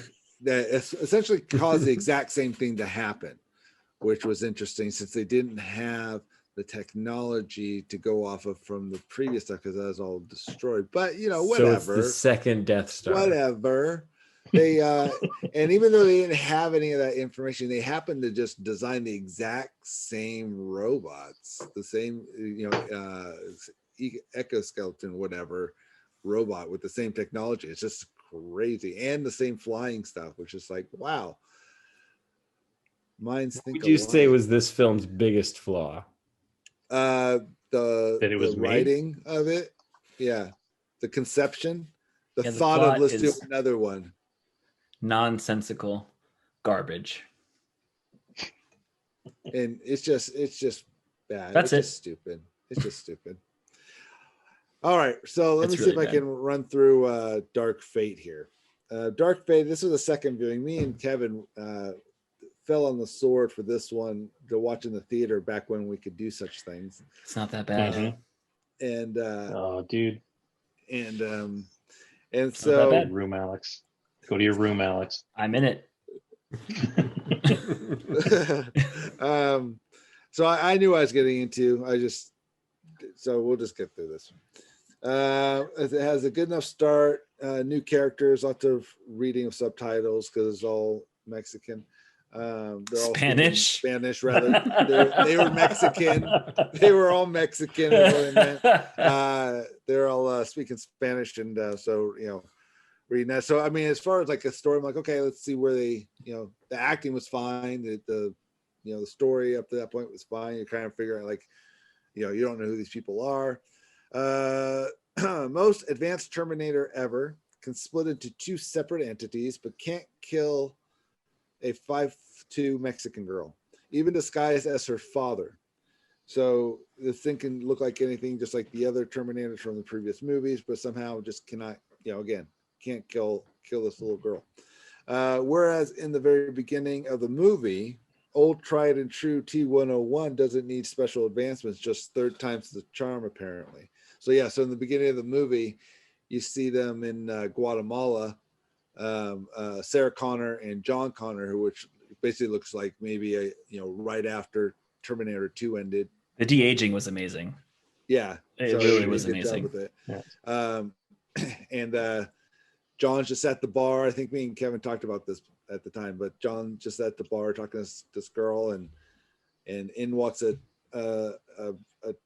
Terminator from T2. I guess he had the flat top kind of, so it looks like a just like he did in T2. Just walk in and just boom, just shoot John Connor dead right there, shooting him in the chest. Turns around, walks out, and he's gone. And that's the end of his story. Yeah. So, but I mean, it just goes to show, is his third time trying to get, between Sarah Connor and John Connor. This is his third shot at trying to, achieve his mission. He just walks in, boom, done. And but apparently, again, the most advanced one just can't kill this girl that she's wily. You got to keep it simple. That's why it worked. You just keep it simple. Movie would be 11 minutes long if it could do its mission. I mean, I would just rather they make it more interesting in terms of how they get away with it, or maybe lead into a little bit more. I don't know. I think they kind of just waste it. It makes it so unbelievable. Like, this is she sent back. This is the most advanced. I mean, we've seen advanced, and this is even more, but yet it just can't seal the deal. Sarah Connor was miscast yet again, with Linda Hamilton reprising the role. At least she actually looks her age this time. So the age she's playing is actually lines up. I looked it up. It lines up with what her actual age is. Mm-hmm.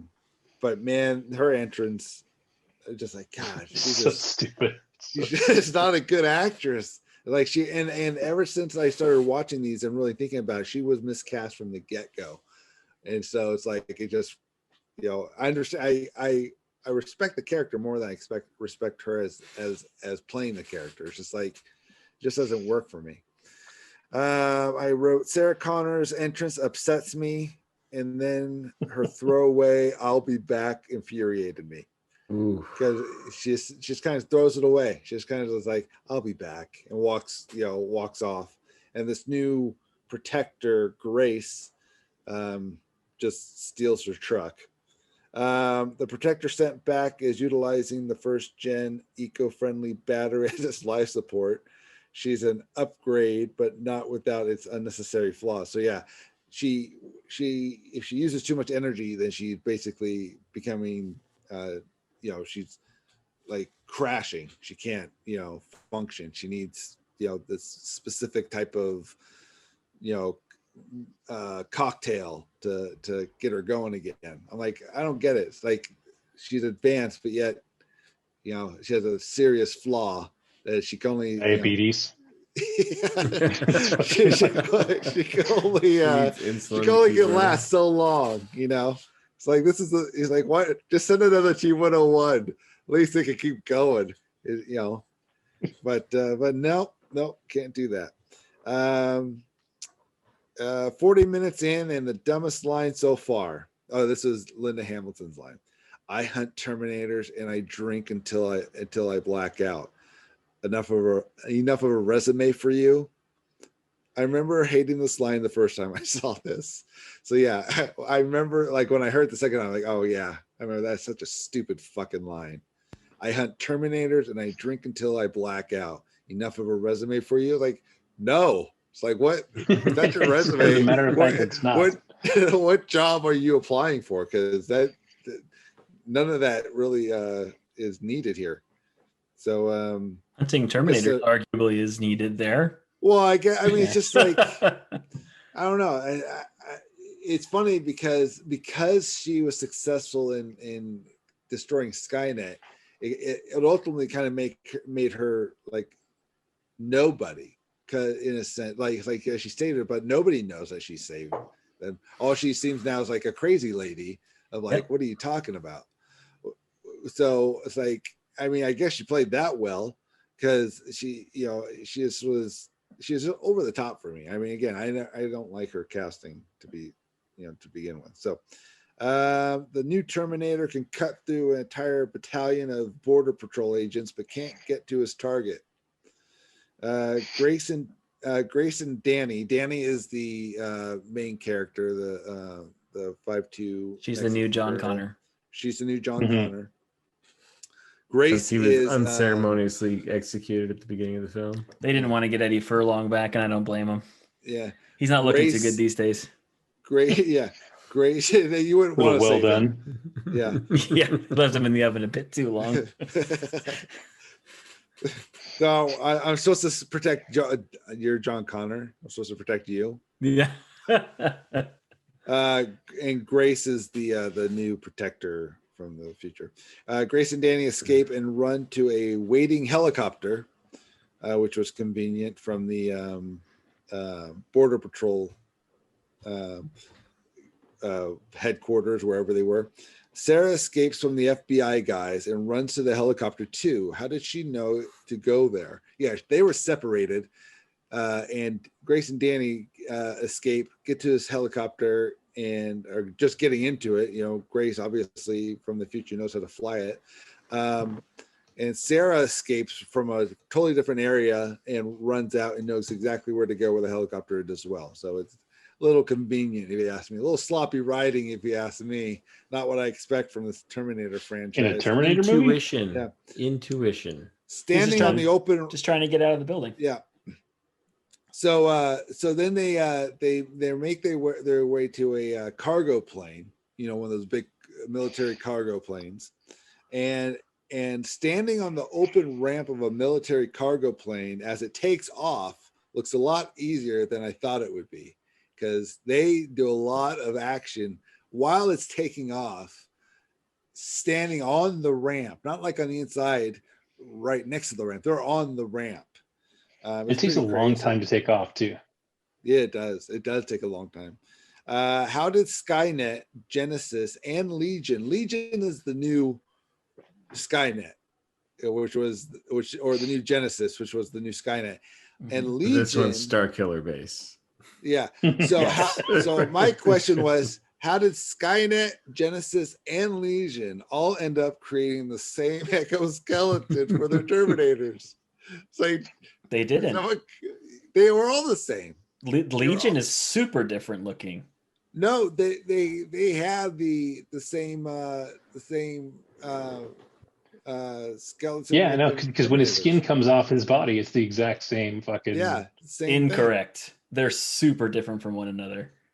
I think it's close enough. They're close, but it has to mimic a human skeletal structure, so it has to be somewhat why close. Does it have to? Yeah, I don't want to get into Terminator minutia with you, but this is where we start to separate in the movie. All right, plane crash scene was long enough if the plane was falling from the moon. Luckily, no one was injured from being tossed around the cargo bay by explosions, gravity, and the Terminator threw you all around. I remember that the first time we watched it. We said the same thing. We're like, how long would it take for a plane to fall out of the fucking sky? I'm like, Jesus. I think I got up, took a piss, came back. They're still falling. It's like, God, that was ridiculous. I mean, that's where it really took me out of reality. Let's see. That scene. A military Humvee crashes and then goes down a waterfall at the bottom of the reservoir. The Terminator attacks Danny and Sarah, but he didn't anticipate his old nemesis, the parachute.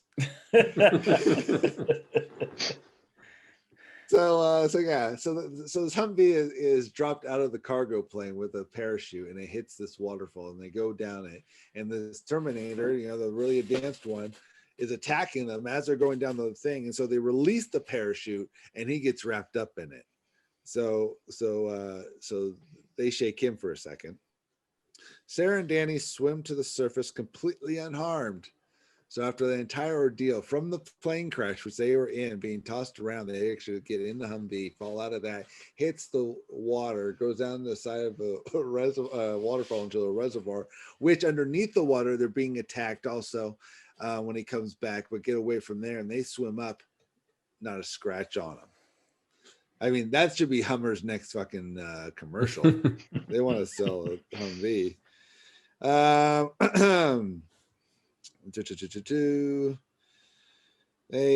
Grace swims up at the very same riverbank at the same time, even though she wasn't in the Humvee. Yeah, she got separated when she jumped out of the Humvee to attack him, which he kind of tracking software, man.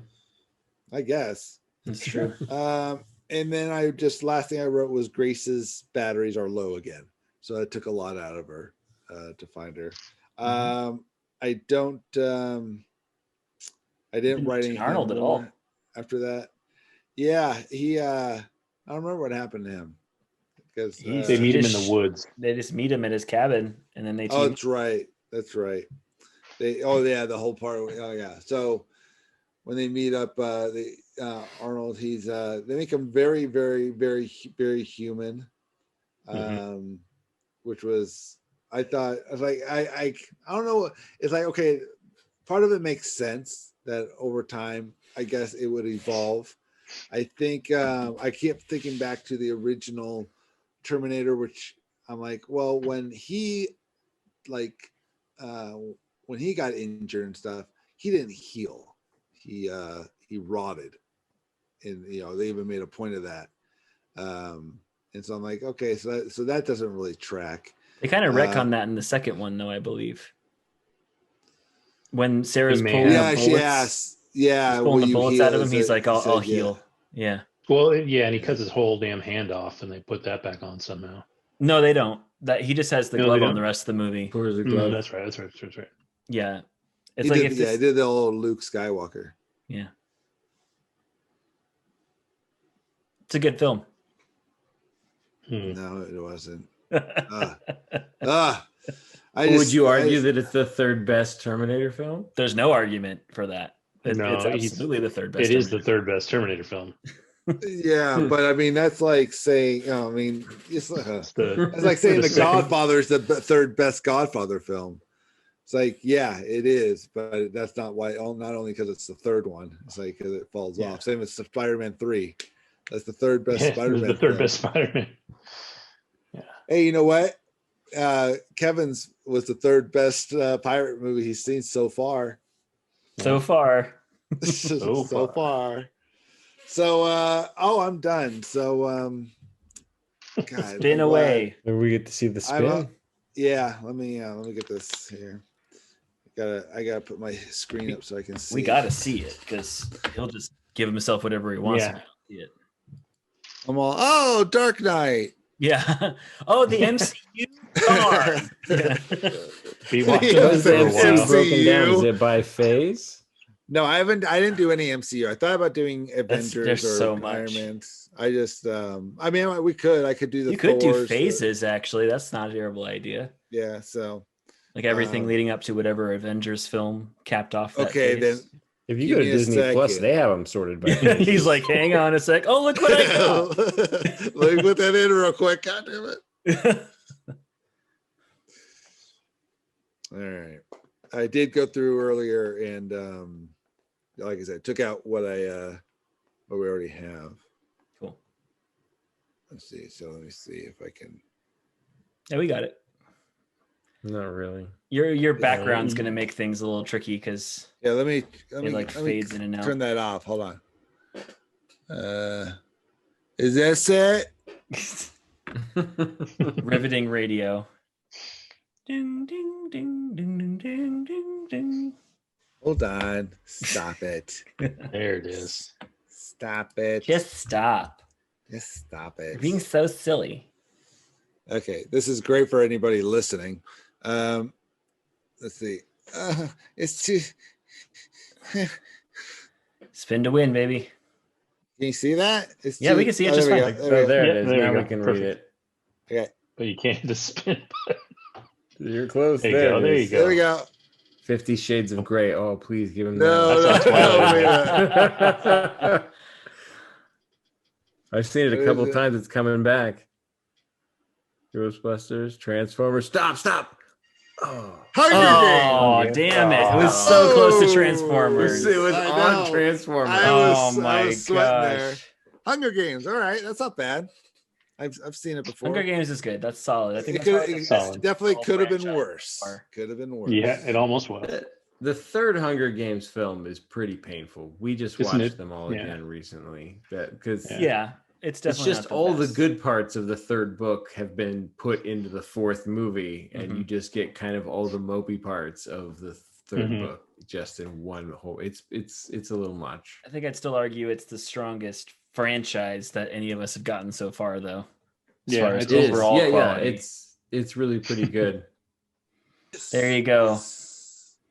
He rigged it, guys, just like all the games we play. No, I didn't. Yeah. All right, let's talk about one. There's like a little button on the back that if he taps it, it moves one over. So he's like, Transformers. Transformers, no. Fuck you, Michael Bay. I should just do Michael Bay. Just all Michael Bay movies. Just Bad Boys. The Bad Boys on there. That's a trilogy. No, it is now. It is now. I don't know if I think it might be on there. It actually might be on there. But I haven't gotten around to it and have had a need to it. But I also thought about making one where it's like actors? Directors, directors, actors, things like that. Just it takes time. Yeah, someone gets Nick Cage and also like four Nick Cage films. Oh yeah. All right, so you got Tom Cruise. Now, how many movies? Let's see. Let's hit this wheel. Roll the dice. Who's gonna land on Stephen Baldwin? Pauly Shore. Dude, I'd watch those. Larry the Cable Guy. Oh, that's Alex. I've already done that. Thank you. I gotta find 3 films. All right, fine. Cars 1, 2, and 3. Yeah, you can put Paris Hilton on there. You can, yeah. Oh, this sounds fun. We can. I just got to make a. Let's stop talking about this and talk about WandaVision. How about that? I think I can have it ready for next week, and we can play some game. And whoever loses, Alex, will have to spin the wheel of directors or just whatever, and you just gotta find an actor and actress, and it'll be an actor and actress, and you get that, and then you have to roll a die. Which either we could find an app to do that for us, or that's how many movies you got to watch of that person. And I'm going to try to find really bad ones. I mean, Steven Seagal will obviously be on there, as will Jean-Claude Van Damme. Yes, definily. Universal Soldier. I will put a couple. I will put a couple good ones. You know, something like you just happen it, but they're going to be. I'm going to try to keep them as bad as Yes, yeah. Michael Ironsides is a definite. He's on there. Hey, if that happens, I get Starship Troopers at least. So that's in Top Gun. Yeah. So there's Dennis two. Quaid. You got a Dennis Quaid in there. What's the range? Are we talking like D3, D4? What do you mean? Because you said you'll roll a die. What's the? Oh, I always think of like a standard. Yeah, we're not going D&D die. It's like 27. You have no 17 Tom Cruise movies. I don't know. I figured that it was going to be like a rotating die, right? Like, No, I would just. Alex would have the D20, and I'd have a D12. Kevin would have like a D10, and Opie'd have like a D3. So this is gonna be fun. Fucking rigged. Fun. And we'll find good use for that, man. That'll be fun. But I mean, it could be good. Could be a good thing. Could be very bad. Could be very bad. Oh, watch Kevin. You have to watch 6 Ben Affleck movies. Now I almost want that to happen. Ben Affleck's in a lot of great movies. Yeah. Yeah. The Town. Days and Confused. He wasn't in it. Dogma. Yeah, I could do Dogma. I can find ones that I can tolerate. That's hilarious. Maybe you'll be able to do the Justice League cut. That'll be out by then too. I can count as maybe. It keeps teasing it. 4 hours of Justice League. WandaVision. So yeah, we're at the end, right? Yeah, WandaVision. So that aired this evening as we record this. And by all means, Alex, why don't you begin? What were your thoughts? Okay. The show just keeps getting better, in my opinion. Although I might say that last week's episode was a little bit stronger than this one, but this one was still very good and still gave us a lot of context about what's happening and sort of the limitations of this realm that Wanda has created. Gave us more Pietro stuff. The Malcolm in the Middle theme was incredibly entertaining to me. Yeah. I think that it's interesting that more and more people within the simulation are almost kind of breaking out of their hypnosis, if you would call it that, a little bit more frequently. Like Vision is definitely, his eyes are being opened. Even the neighbor, who I can't remember what her name is, but Catherine Hahn. Have Catherine Hahn's character.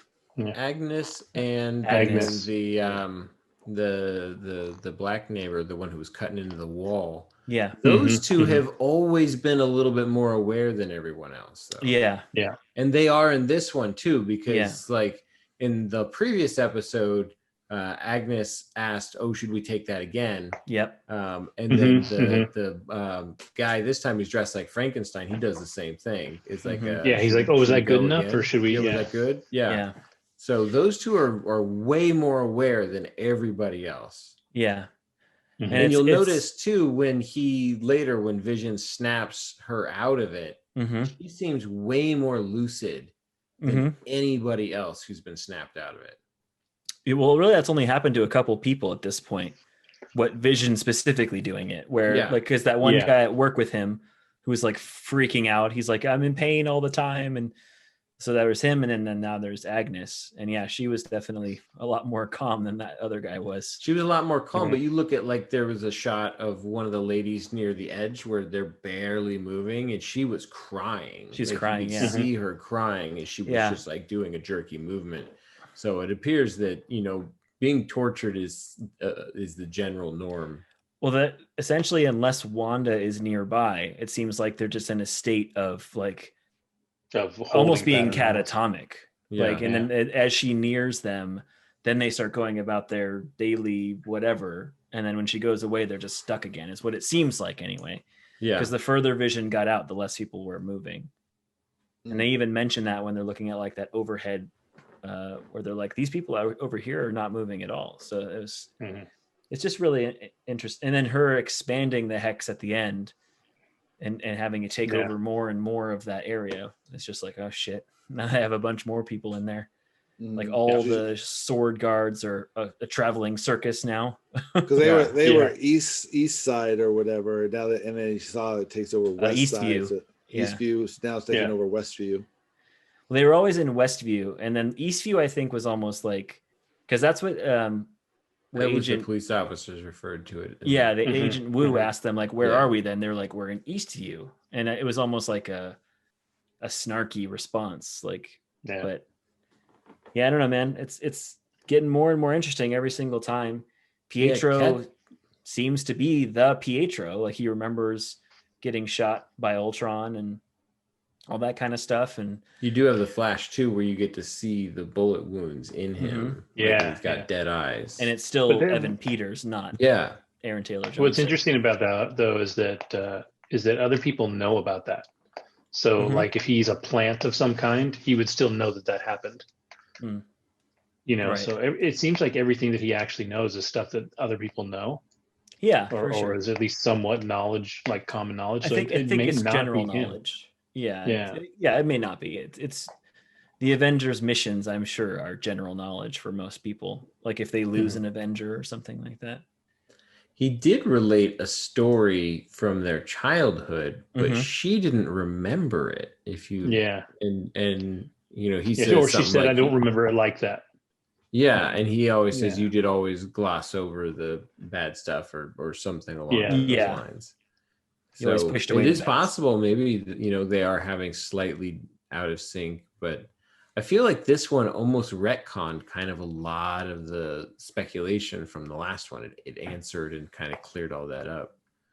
It appears that Wanda is the person running all of it, because she expands the hex and you can see her freeze the people around her when she's, including like the TV. Yeah, she also says that she doesn't know how she did it, though. Yeah. Which still makes me think that there's some sort of external force either aiding or giving her more power or controlling her or something like that. Like, she's causing it with her energy, but I don't think she comprehends how she's doing it. I mean, she even admits she doesn't know how she's doing it. So it's something else. The deep cut thing is that maybe it's Mephisto. Yeah. Who is the reason that she has kids in the comic books. Like she has these particular kids in the comic books. But it was kind of cool to see them get their powers in this one. Yeah. So that was fun. And I love the Kick-Ass reference.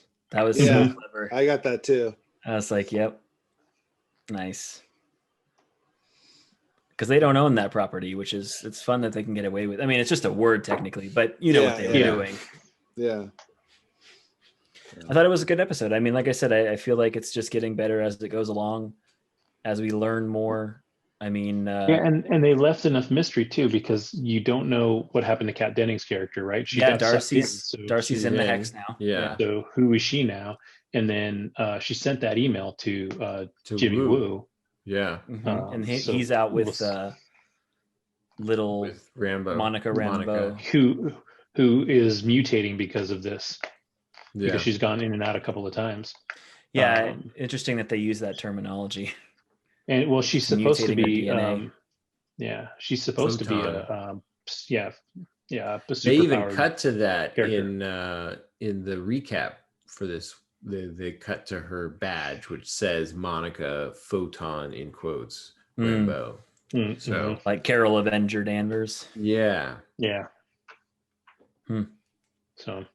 So yeah, so they've got her name established already. Speaking of names, I think it was my friend Ernesto was saying that apparently Marvel didn't have the right to use the name Scarlet Witch. That was with the X-Men character, not the new character that they wrote, so that they could be used. So and they even said in one, like 2 or 3 episodes ago, when they asked that's what her name is, and they're like, "Oh, she doesn't have one." She doesn't have one. I think that's why they were, real clear on that one. Yeah, we mentioned that they have the rights to it now because they have Fox. They spent Right. $73 billion or whatever it was to acquire Fox, so just for the Scarlet Witch name. Yeah, that's right. all they wanted. wanted. What they wanted specifically. But yeah, this one there's like you guys are saying, there's lots of good questions still left in it to see what's happening next. And this is only going to be 1 season or 2 seasons? This one's supposed to be just 1. Yeah. And it's supposed to lead into the Doctor Strange movie, if I'm not mistaken. Something that, I mean, you even brought it up, Kevin, that I think is interesting. It's like, I don't know what they would do with some of the people in there, but like you mentioned, how people's DNA is like changing. And I'm like, is this how they're going to introduce mutants? Like people who are stuck in the hex, like, cause she's expanding it like to a pretty considerable degree. Like maybe she gets it to a certain point, and then whenever it goes away, which I'm sure it obviously will eventually, whoever was in there gets mutated somehow. Cause there's plenty of people in, like there's a whole town in there technically. So, I mean, it'd be kind of weird if like all the X-Men came from the same place, but it's one way that they could do it is their DNA gets mutated from being in the hex for too long. Yeah, or you never know. At the end, it could explode, right, and send out radiation or whatever. Like it could do anything. World. Yeah. Who knows? I just really want to know how they're going to bring them in, because they almost can't have been around the whole time.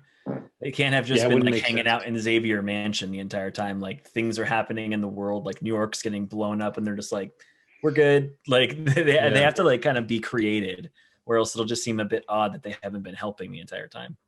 But they'll be clever about it. I'm sure they'll make it work. Are you talking about DC or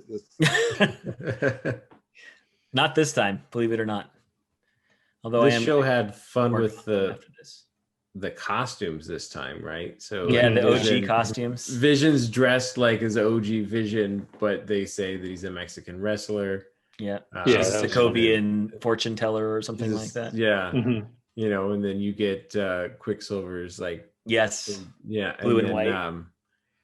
And then, like I was saying last time, there's been lots of speculation that Agnes is Agatha Harkness, right? Harkness. And they had Agnes's character dressed as a witch, and then when they break it, she has the cackle. So even if she isn't, they are very self-aware that people think that character is, or that people would think that character is, because they dressed her as a witch, and I don't think that was just a happy coincidence. Who's that supposed to be again? Agatha Harkness is apparently a character who's an actual witch. Yeah, she's an actual witch from the Salem witch trials. Like she survived that and has been practicing for 400 some odd years. So that's been a lot of the speculation. So like I said, is that a Marvel character? She's a Marvel character, and she's specifically worked with Scarlet Witch. And she's tied in. Like there's a couple of different books that people were referencing, saying that this show is taking from House of M. We've mentioned a bunch of times, and then there are a couple of others, and Agatha Harkness features in some of those. So that's why people have been speculating she might be in it. It sounds like it lines up. Yeah.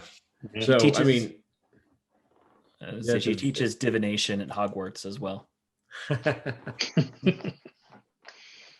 That'd be an awesome crossover. You're like, fuck it. They just start shooting Patronuses everywhere. Yeah. Disney's like, we need Warner Brothers now. Yeah. We're going to buy them as well. Then they'd have, well, they wouldn't have DC, but they'd have the movies DC'd. Yeah. Because they have that partnership. Isn't it's really Harry Potter. Isn't Harry Potter Universal? No, it's WB, I think. No, It's Warner Brothers. But it's at the Universal Studios. Licensed, yeah. Warner Brothers doesn't have their own parks. Yeah. Warner Brothers used to be Paramount or Great Six America. Back when I was a kid, Great America was Warner Brothers. Mm-hmm. Really? Yeah. Yeah, Big Bugs Bunny and Daffy walking around and Sylvester. Mm-hmm. Yeah. And then it took Can't over. imagine why it didn't last. Six Flags has it now. So what are these new franchises that are the? Oh, we still have that. Holy shit! Yeah. Oh damn! What time? You want to save that for next time? We might. Yeah, we might need to, man. Yeah, I think we're gonna have to save the DC stuff definitely. Darn it! I even tried to bring it back with Gotham talk, and it just didn't work. I forgot. My bad. That's on me, guys. That's on me. Yeah, it is. I forgot about the reboots. We'll do that next time then. Yeah. Yeah. We got it. Because it's like 2 hours at this point. Yeah, we're about. Is there. it? It feels like 6. Nice. Because the Terminator. After those Terminator descriptions. After those Terminators, sure. it took. I mean, it's one thing watching it, then talking about it. Jesus. You could probably just be like what I did with Freddy 2 and just be like, "It's shit. Here's why." The end. You don't have to. Well, I mean, I can be happy about a few things. I mean, one, I got through it. 2, having gone through it and seeing what I saw and knowing what you're still have to go through, I got the better end of that deal. And 3, now I'm on to Hunger Games. So that's a good one. But the big question here is you've set a precedence, and what if Pete comes back and this is the model for which he gives us the Bond films breakdown? Yeah, I heard your guys' thing last time. I also took notes. Only a few pages, but here we go. Yeah, I've been told to keep it tight, so I'm down to 7 pages per film. Actually, yeah, Pete, do us a favor. If you're listening to this, which you might be, I don't know. I don't think he listened to last week's. I think he looks for spaces and just cut shit out. Okay. Well, if you are listening to this, go ahead and pre-record everything about what you've watched just to save us some time. And then you could just say, all right, let me do my review. And then we'll just take a second. You can cut that in and then we'll continue on just talking. So we have to go through it because that's a lot of films. And just know that Alex every now and then saying, keep it tight. Keep it tight. Yeah, it just doesn't make it seem like it's like a lot. It's live. It's Pete getting the Snyder cut of our podcast. Oh no! Just adding in like 2 extra hours. It's the Pete can be one thing. You should be efficient. No, just kidding. So, but yeah, those are gonna be tough, man. You're just watching those films. If he has time from trying to get his side project going, his other podcast off the ground, his replacement show. Yeah. Is that what it is? Is it a podcast? No, I have no idea. I don't know. You don't think he's thinking of leaving, do you? I think he thinks about it every couple of months and then does. I'm sure the thought has crossed his mind a number of times, if I'm being honest. Why would he leave? I don't know, man. He's got it good here. Yeah, I know. Maybe it's Roger Moore's just pushed him over the edge. Yeah, fuck this. Fuck this. He's like, I can't do it. He's like, I could take everything else, but fucking Roger Moore. Roger Moore's a step too far. You son of a bitch. Give me cats. Hey, no. No, he'd like cats. No, I don't even think he would. It's unlikable. We should get him to watch Cats, but we'll the 4 of us will have we'll take bets on what we how think far he'll it gets. say. Yeah, like a pool, like all right. Who said that it wasn't as bad as I thought? Who had that? We'll each have a rating. Like I'm 2 out of 10. You're 3 out of 10. Yeah, exactly. Different categories. Yeah. Okay. What like you, Alex, you and David could be a bingo board. Yeah. It'd be a bingo board. Yeah. Specifics of like certain things What does he mention? Like or wouldn't like. Yeah. What he mentioned? He said butthole cut. Yeah. It's like the Newlywed Game. Oh, I thought you were gonna say is when this happened. Damn it. That could be fun. It's almost like a what the Chuck kind of thing. You're kind of trying to guess what did Pete say? What would Pete answer? That's funny. All right. Well, if you're still listening to this, then you're not me. Yeah, you should have stopped a few minutes back. Yeah. If I'd started listening to this episode, I haven't gotten this far. So thank you for listening and downloading.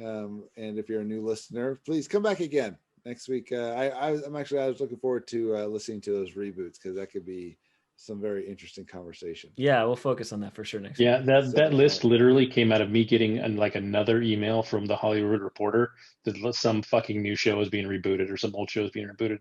I was just like, fuck. And then I started looking at how many there are, and I was like, Jesus Christ. I gotta compile a list. Yeah. Now, are these movies and television or just movies? Yeah, a little bit of both. All right. Good topic. Well, then there's a teaser for next week. I haven't done that, I think, ever.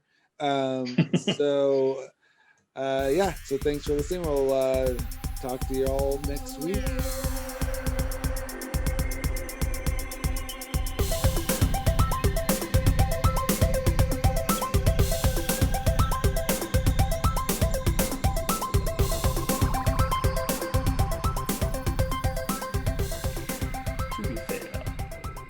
To be fair.